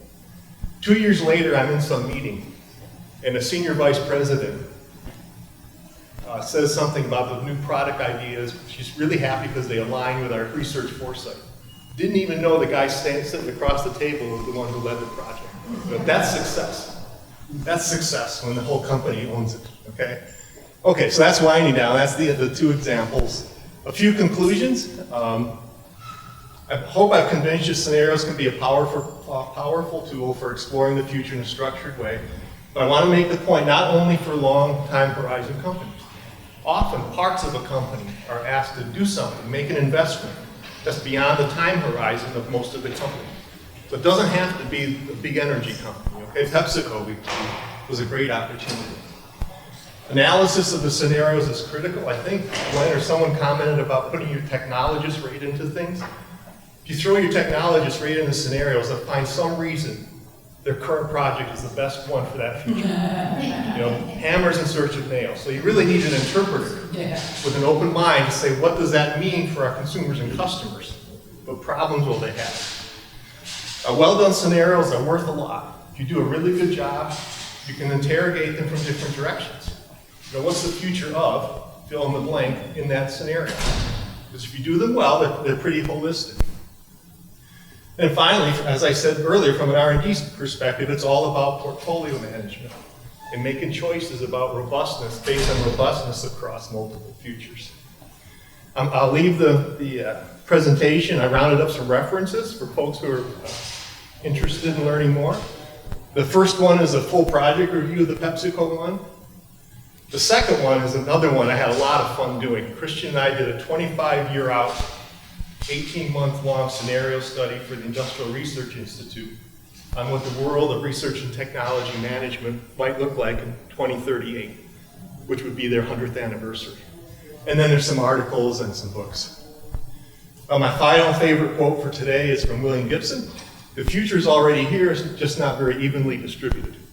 Whenever you're doing a scenario project, there are very few things in the project you can't find somewhere on the planet.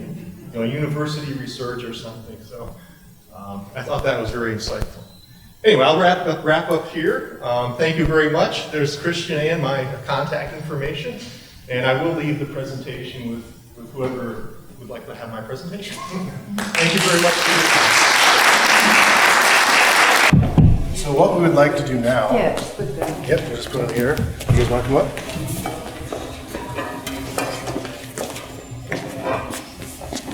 Invite our speakers to come up, and I'm going to enlist the help of my fellow tri-chairs, Doug Reeder and Tyson Harmon.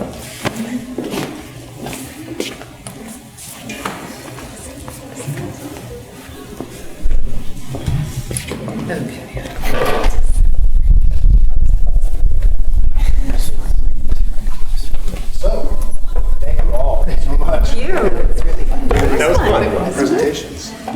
I'd like to start with just one question to kick us off, and we're going to also turn this over to all of you. One of the questions that I have in the innovation space is when we start talking about scenarios and trends, and usually what I'm seeing is that they're pointed toward a particular industry, right? So for example, what you were showing with PepsiCo and others, and how do you account for, let's just say, non-industry specific factors that essentially that we all have to contend with? And how does that fit into the scenario plan? We try to build more holistic scenarios. In fact, what's it called? It's been a while since I've done this. In marketing, there's the science, technology, environment, economics, and politics, the STEEP categories.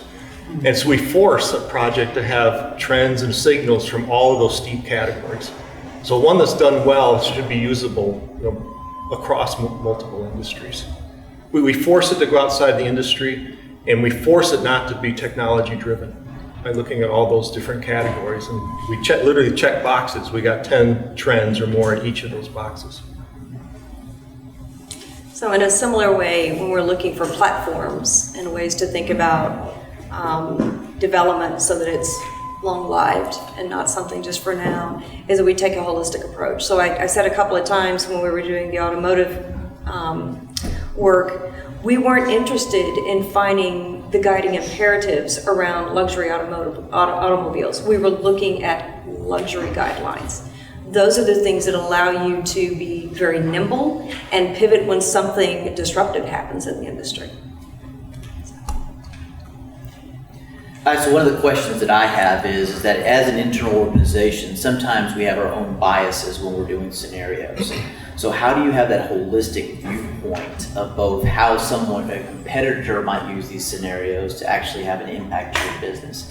As a former Army officer, there's a concept of red team, blue team, right, that's used predominantly in kind of testing plans and approaches. So can you speak to kind of overcoming that internal bias to have a more holistic viewpoint of the competitive forces within an industry? I'm going to let you take that. It's a great question. We put a lot of effort into it.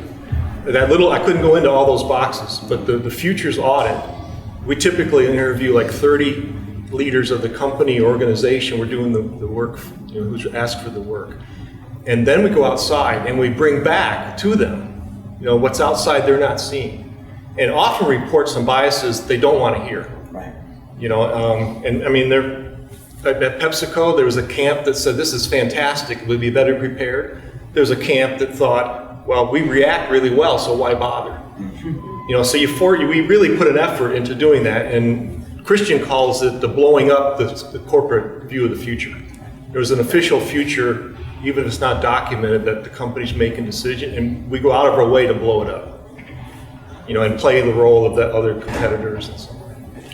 I'm just going to respond to that from the point of view of somebody who's supplying the pipeline, and not so much from my analytic perspective. I advocate that you have to train people differently for those organizational positions, and you have to teach the organizations how to look for somebody who doesn't already think the way and doesn't already adopt the values that they hold. So it's about changing. I mean, we've talked about this a lot with women in industry, women in technology, changing who's sitting around the table, not because women necessarily will bring something kind of hardwired biologically but they will have had different life experiences, and tolerating contradictions, tolerating listening to the edges of the organization. It's sort of like the weak signals. The center will be transformed, not from the center because of confirmation bias, but because listening to the edges, which typically means the people who aren't formally empowered to be sitting at that central table. And one thing I would add to that, we talked about serendipity versus process. This is where process is powerful. If you rely on an unstructured approach, you're not going to be able to have those kind of controversial conversations that you need to have. When you rely on the process piece of this, when it becomes a discipline as opposed to a feeling, introducing those contradictions becomes very easy. This is nothing personal, it's simply part of the process. And you have advocates on each side. Yeah, I think that just a comment and a question, the number of corporate antibodies that are out there against an alternative future are many. And you have to have that culture of being willing to accept alternative ideas. One question that I had is, we see a lot of companies that develop personas, and it's somewhat of an extrapolation or a consolidation of ethnographic research. And I'm kind of curious, how does that meld and work with scenario planning? The final box that I call planning, I put 2 tools in there. There are about a dozen. And one of the other projects that did at PepsiCo is we created those scenarios and then created personas we put in the different scenarios. And then did like a day in the life of for all these different people in the different scenarios. So it's on the list. I think any futurist worth their salt has a toolkit of about 40 tools. And the clever use of personas is definitely one that's in there. Yeah, I love the slide that you had. I cannot, for the life of me, I'm sorry, I remember which one it was, which is when you had the 4 boxes highlighted. It was the one that crossed all of the quadrants. And so we do platform development based on scenarios. The moms, I didn't talk about it, but actually we're done with 3 target segments. Those platforms were the ones that crossed all of them. So we don't discount the segments. But you have to be very careful not to get locked into one, otherwise you've got wasted effort. The other thing that we've seen happen too, and I'm not sure how I feel about this yet, but we're seeing segmentation redone like every 3 years now. It used to last a long time, it doesn't. And so again, you have to be very careful becoming overly dependent on those profiles. That was actually my follow-up question. What kind of cycle time are you seeing between revisions of what those personas are with social value changes and preference changes? So you're seeing an increase in velocity. Yeah, and unfortunately, that sometimes can be an indication that your segments, your personas, are not based on the right thing. If you really look at core needs, core jobs to be done, oftentimes those really don't change in terms of what their foundation is. The way that people talk about it, the way that it's manifested in people's lives may change, but the underlying need is still there. So you have to make sure that you're building those personas on the right thing. Can I jump in here? Because the kind of scenario building I do is the future of the students who are going, or the future understandings about the students who are going to show up. And not just in the fall, but 4 years from now, and so on. And I assume a couple things. One is that they will not look like me, and they won't look like the students we have here. I always use the construct of the mutant. I am a big science fiction reader. I really rely on science fiction characterizations of people who do things differently. Their projections, and they all, they have their worlds and so on. But I've written about this many times. No offense, but I consider my students mutants in training. And my job is to prune them because they're not going to look like me. They're not going to look like me. I'm already a ginger. Yeah, you are. On the refresh question, I've seen companies that basically rewrite their long-term strategy on an annual basis. That's a sign of a different but not uncommon issue, okay? Companies that do scenarios well, refresh them to check those mileposts. What's changed? If you do a scenario really well, you write a final document which includes things like, if these things don't happen, this ain't happening. If these things do happen, it's down. So you revisit them, maybe not as much as the first time, but you revisit them to check them against what's happened. And most of them do it about every 3 years, that review the scenarios. So have you ever been in a situation where you've run a scenario or you've articulated a possible future and the business has the realization that we're not in that business?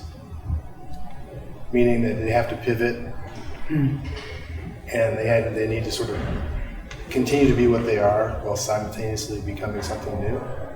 I'm just curious as to how you approach some of those conversations. Oh, the answer is yes. I think one of the big things that came out in the PepsiCo work, and there was one gentleman over in marketing spent all its time worrying about it, was that PepsiCo, with everything you can do online, social media, and with outside contractors, except for one formula, PepsiCo is just a brand. You know, and the thing it's hard to get the company to realize is most of what they used to think was in-house can now be done outside just as effectively. You know, so there were thoughts of, do we just become suppliers of the syrup that makes the different products and get completely out of, or even just suppliers of ingredients? You know, and you see that's a difficult conversation to have, but you can see it happening. More and more simple things are happening where you season something yourself, or you put it together at home. That's an interesting conversation to have. We had one where my boss, Keith, we looked at a graph and said, he just said, I'm scared. Because everything we saw we were starting was really at the end of its legs. You know, I wish I could say yes, but typically what happens is that a company will come and say, we're losing share, we don't know why. So they don't have the self-awareness to realize they need to change. They just know they're losing money. And usually then it falls to us to do the research, to come back and say, what you were is no longer relevant. Do you want to do what it takes to change? And oftentimes the answer is yes, but the reality is no. Happens in academia.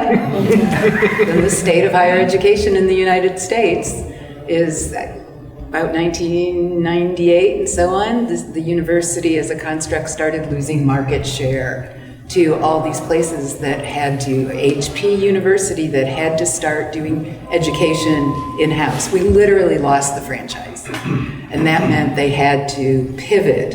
They wanted to, but the will wasn't there. They knew it, and the way they went a couple different ways, which belongs to the history of education as an industry, but there was a lot of flailing, and perhaps they should have stayed their ground and said, nah, we're gonna see this one out, and actually come back to the very things that I now hold to be important about education, which is not MOOCs, but people shoulder to shoulder in a room focusing for 4 years. So that brings up, I think, a great question. I think each of you have hit on this, is that with the degree of change or the severity of change, each of those levels requires certain leadership skills in order to drive an organization at either the lowest level or at the highest level. And so can you talk about how you influence or coach leaders that we all have an influence over in this room to be able to take the action necessary to lead an organization into the future? Because that's what we're talking about, is an uncertain future and how do we lead them. We're giving them the best information possible, but can you talk about the leadership dimension and how you would coach or advise people to influence people to take charge and to lead the companies and organizations into the future? I think the concept of immersion is a very important one. Leaders have to be willing to infuse whatever the direction is throughout the organization. That takes a lot of effort. It's not nearly as easy as it sounds. We're actually going through some of this ourselves with our own company. We've just rebranded. We've adopted a new North Star, so to speak. And it's taking a lot of time to figure out how do we live this ethos that is now supposed to be us. We're fortunate that we have leadership that is willing to commit not only time, but dollars to doing that. But if a leader is not willing to diffuse that understanding and the vision of where they need to go, they're not going to embrace the scenarios, they're not going to embrace the platforms, they're not going to embrace what needs to be done. Here first. Question, can you talk about culture, technology interactions, and there's been a tremendous discussion of that in terms of the impact on your planning and your scenarios. But the question I have is, how does culture defend itself? In terms of what you're doing with your products and your approach. So the example I use is yesterday I was with about 200 K-12 teachers. And to a person, they talked about the negative impact of the cell phone on what they were trying to accomplish. So the question then would be, what's your thinking about how our cultural institutions that are important to us can have the tools, okay, to be able to do the things they need to do to integrate, move forward with the technology? Boy, that is a really good question for someone who's I teach course, and I have 300 students each semester. A sea of smartphones. I look out. Some of them still have laptops. Guess what? They're not buying laptops anymore. Everything they need that is big, they could do in a computer lab. It's all here. So the kind of what shifts, I think, in my thinking or our pedagogy is you can't ban it, because I don't want to police that. I literally don't want to be the police. So you figure out how to use it. And every technology they come kind of wearing or equipped with has certain interesting affordances. And so we do in lecture, like Angela Lee, in lecture surveys, they're all on their phones anyway, and so you get them to tweet and do some things. You can't ban it, because if you ban it, you have to police it. That's not what I want to do.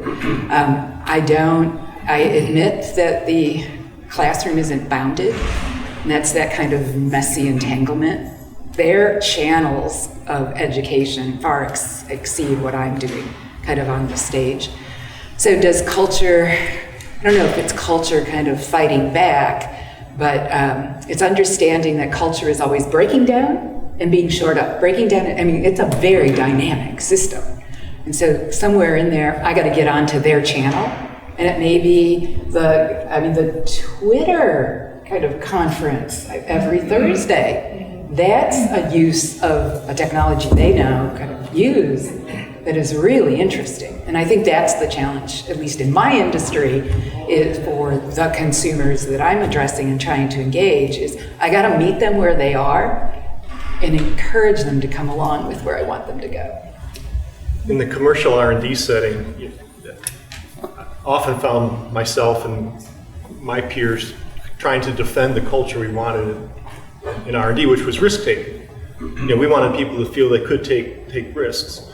And it's hard if you're trying to do breakthrough, risky R&D, because the tools have become so sophisticated, people think you should be able to project the value of a breakthrough to 3 significant digits, and reality is you can't predict it to within order of magnitude if you're lucky. So there are a lot of things expecting more rigor, I guess, or structure out of a process where there's process, there's culture, a little serendipity, I'll give it that. But observant people turn serendipity into breakthroughs. I've seen that happen, okay. So there's a lot going on that you want to try and defend, and you're being attacked, not attacked, but big companies want predictability, and financial things they can predict to the dollar. And the best tool, one of the best things I've ever seen, is just rewarding the behavior you want to keep. I mean, there are very few organizations where I've worked that actually rewarded people for failing. And it was, you've eliminated a bad path quickly and trucked on. Very, very few companies can keep that kind of culture alive in R&D, okay? So, and I've seen a few successfully change, and really was really visibly reinforcing the behavior you want to see in the organization is what helped the most to fend off things trying to change it, in my experience in R&D. Question here. Yeah.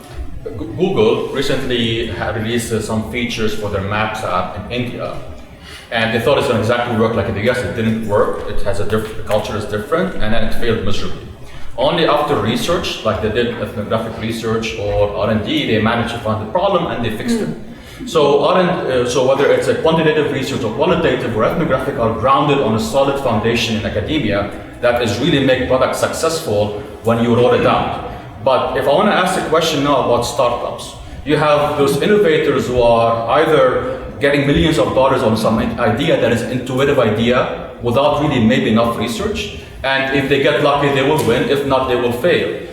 In this perspective, in this kind of work in ethnography or qualitative, takes time, takes a lot of time of doing that. What's your opinion of how you gotta be able to handle those, like people who you don't have time, they're really, they want to get something. How would you handle that to get your product, your solution or research working? What you're talking about is not just limited to startups. I gotta tell you, some of the largest corporations that we work with, they want stuff now. They must move now. So the thought that, that it's the startups that can't wait, it's everybody. As researchers, that's one of the biggest cultural shifts we've had to really try to instill, and we're still fighting it. Because as a researcher, your mindset is perfection, or your rate of confidence is this to this. We've had to leave that by the wayside. We've had to move so quickly. We're now turning things in 2 or 3 days that we used to take weeks, if not months. The caveat is we go in, we say this is the best we can do in this amount of time. Here's the risk that comes with it.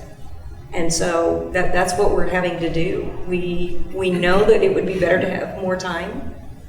We just can't, we have to give it our best. And I actually had a client tell me, just get me 70% of the way there. I'm willing to take that other 30% on my own shoulders. Okay. When I put up the references, the second line was a video about this project we did for the Industrial Research Institute.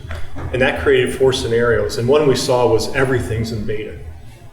I mean, everything's being launched as soon as you got something to get out the door, because you get feedback so fast, it's better to get something out, feedback, and make better than to wait and have it perfect, which is much like scrumming and those sorts of things today. So I think that person who wants to move quickly is not a bad thing. You just have to have the right culture and systems behind it to support it. So to tag onto that, I'm just very curious. So I get approached by startups every single day. And, we're all hoping that we find that unicorn, right, that's going to help us. But one of the things that I've been thinking, I'd love to get your thoughts on this, is I think the model needs to be reversed. In that we should be telling not necessarily the startups or the VCs or the accelerators what we're looking for in terms of future experience. I'd love to hear your thoughts on that. Well, I mean, both are happening. I mean, there are VC organizations started by consortia of companies with a mission. In your situation, we proposed a project to an executive one time, and he saw startup pitches, on a weekly basis. And he said he wanted to figure out how to know which ones to look at before everybody else knew about it.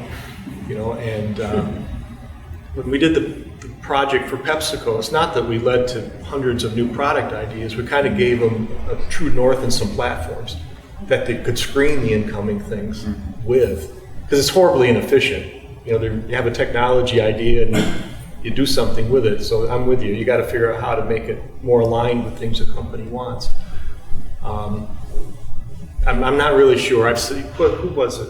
It was PepsiCo and Renee's company, where he came from. There's this consortium, about half a dozen companies, kind of in the same space, and they ran their own VC for a number of years. Pardon me? Yeah. So there are half a dozen companies got together in a consortium and tried to steer some of the startups. I always worked in big companies, and then when I was at Johnson & Johnson, I was at one of the like the speed dating things where the startups are there and the companies are all there. And I finally struck me, this was like 15 years ago, not a single one of those companies wants to exist 5 years from now. Right. It's so easy to run where you're not worried about keeping people for 20 years. We have another question up front. Yeah, my question's about talent on your teams, because there's not a lot of people formally trained as futurists right now. Like, how do you find your mix of for you? I also am in education internally, so it's important to me. Like, how do you build your teams, and what skill sets are you looking for? Because I'm imagining it's a mix. But well, there is training in it. I mean, there are degrees given down at the University of Houston, Hawaii, and several places in Europe. So what's interesting is the background of the people who seem to do really well. Yeah. So Christian is recognized one of the best, especially at the inductive scenarios. His undergraduate degree is William and Mary in English literature. So he's a storyteller. Really. Go so humanists. that mess in the middle, he's the best I've met at taking that pile of whatever and turning it into robust stories. You need someone, if you're going to do inductive, you need someone like that, and I only know half a dozen who do that part well. And sees patterns, I guess. Yes. Pattern recognition. Pattern recognition, systems approaches, and truly that hero's journey. we actually have a diagram, and we make the team walk around the hero's journey to tell the story about that future.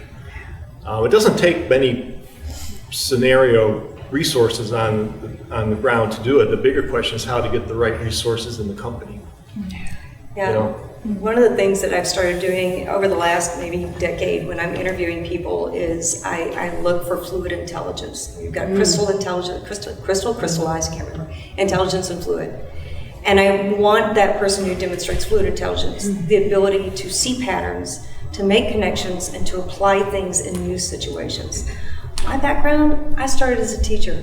I was a teacher in elementary school, and then got an MBA, and then started to see how I could bring those things together, and then took new product development into ethnographic work.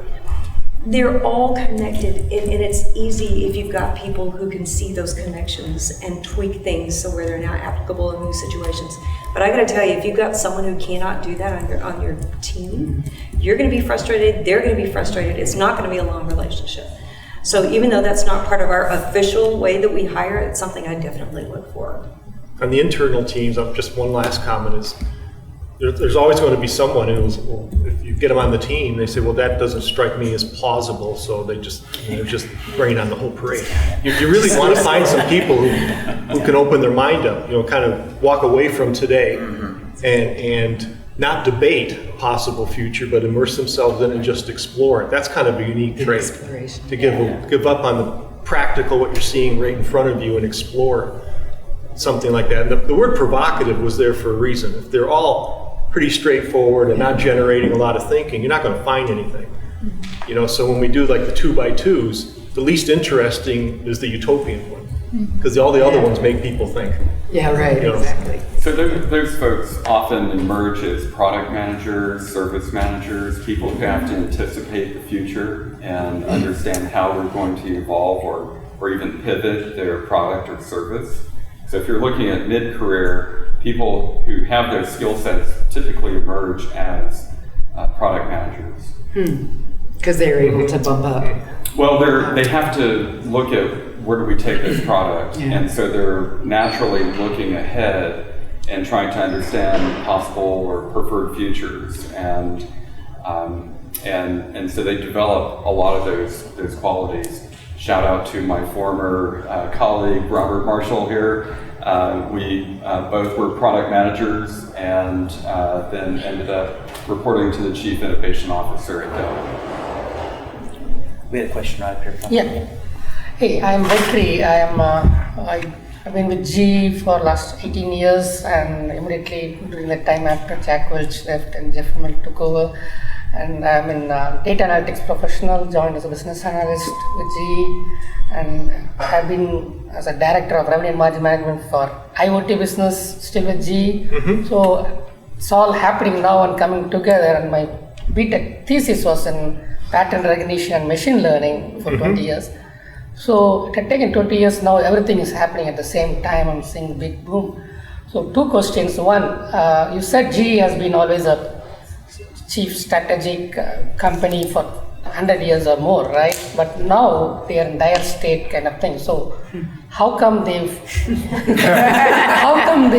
didn't foresee the whole strategy and everything? What went wrong might be at a high level.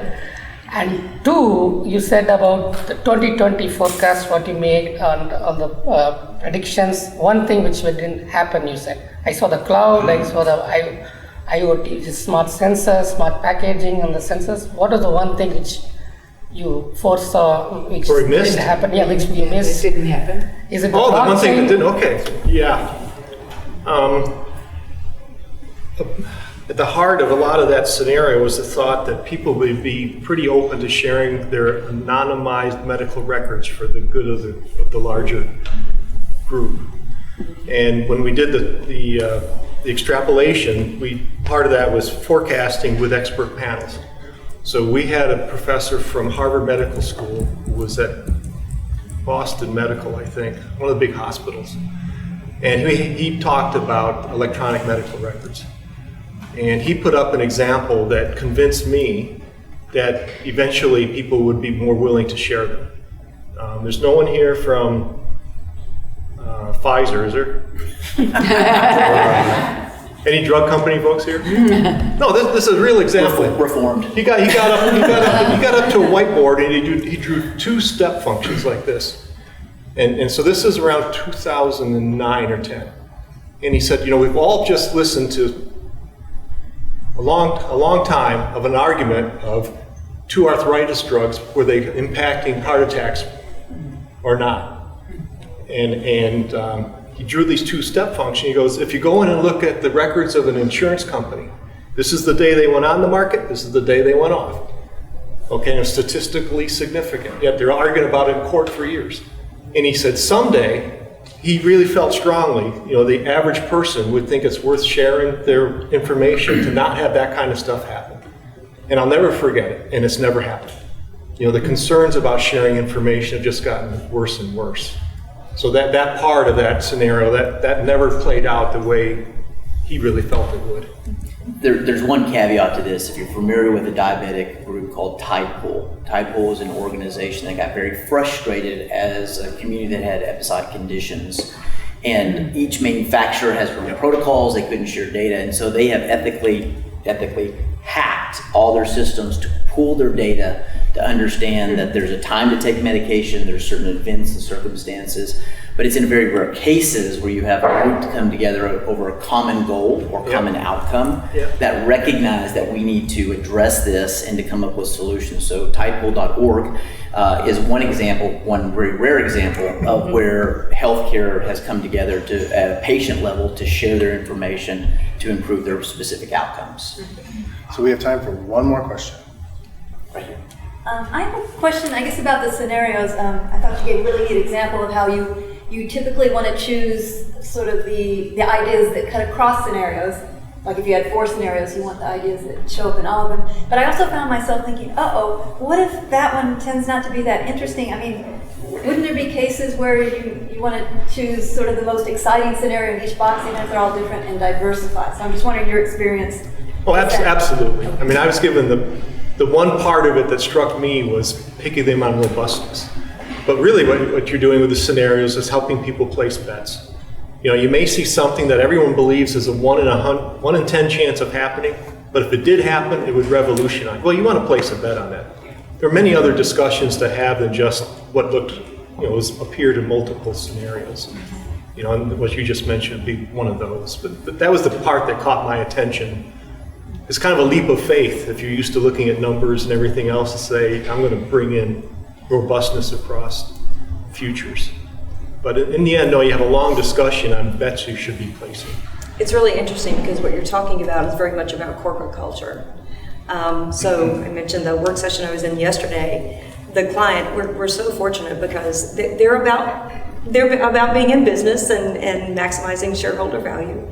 But they also have a sense of adventure. And so they have a little bit of an area to play. So we were doing these concepts, and there was one that was pretty far out there. And the head of their innovation team, to his credit, said, I really am drawn to this one. I know it probably doesn't have as much potential, but let's take it too. So I don't know how far in the process it's going to get, but the openness was there to do it. And some companies are able to do that. Others, they just can't. They have to be much more risk averse. So with that, I would like to thank our speakers.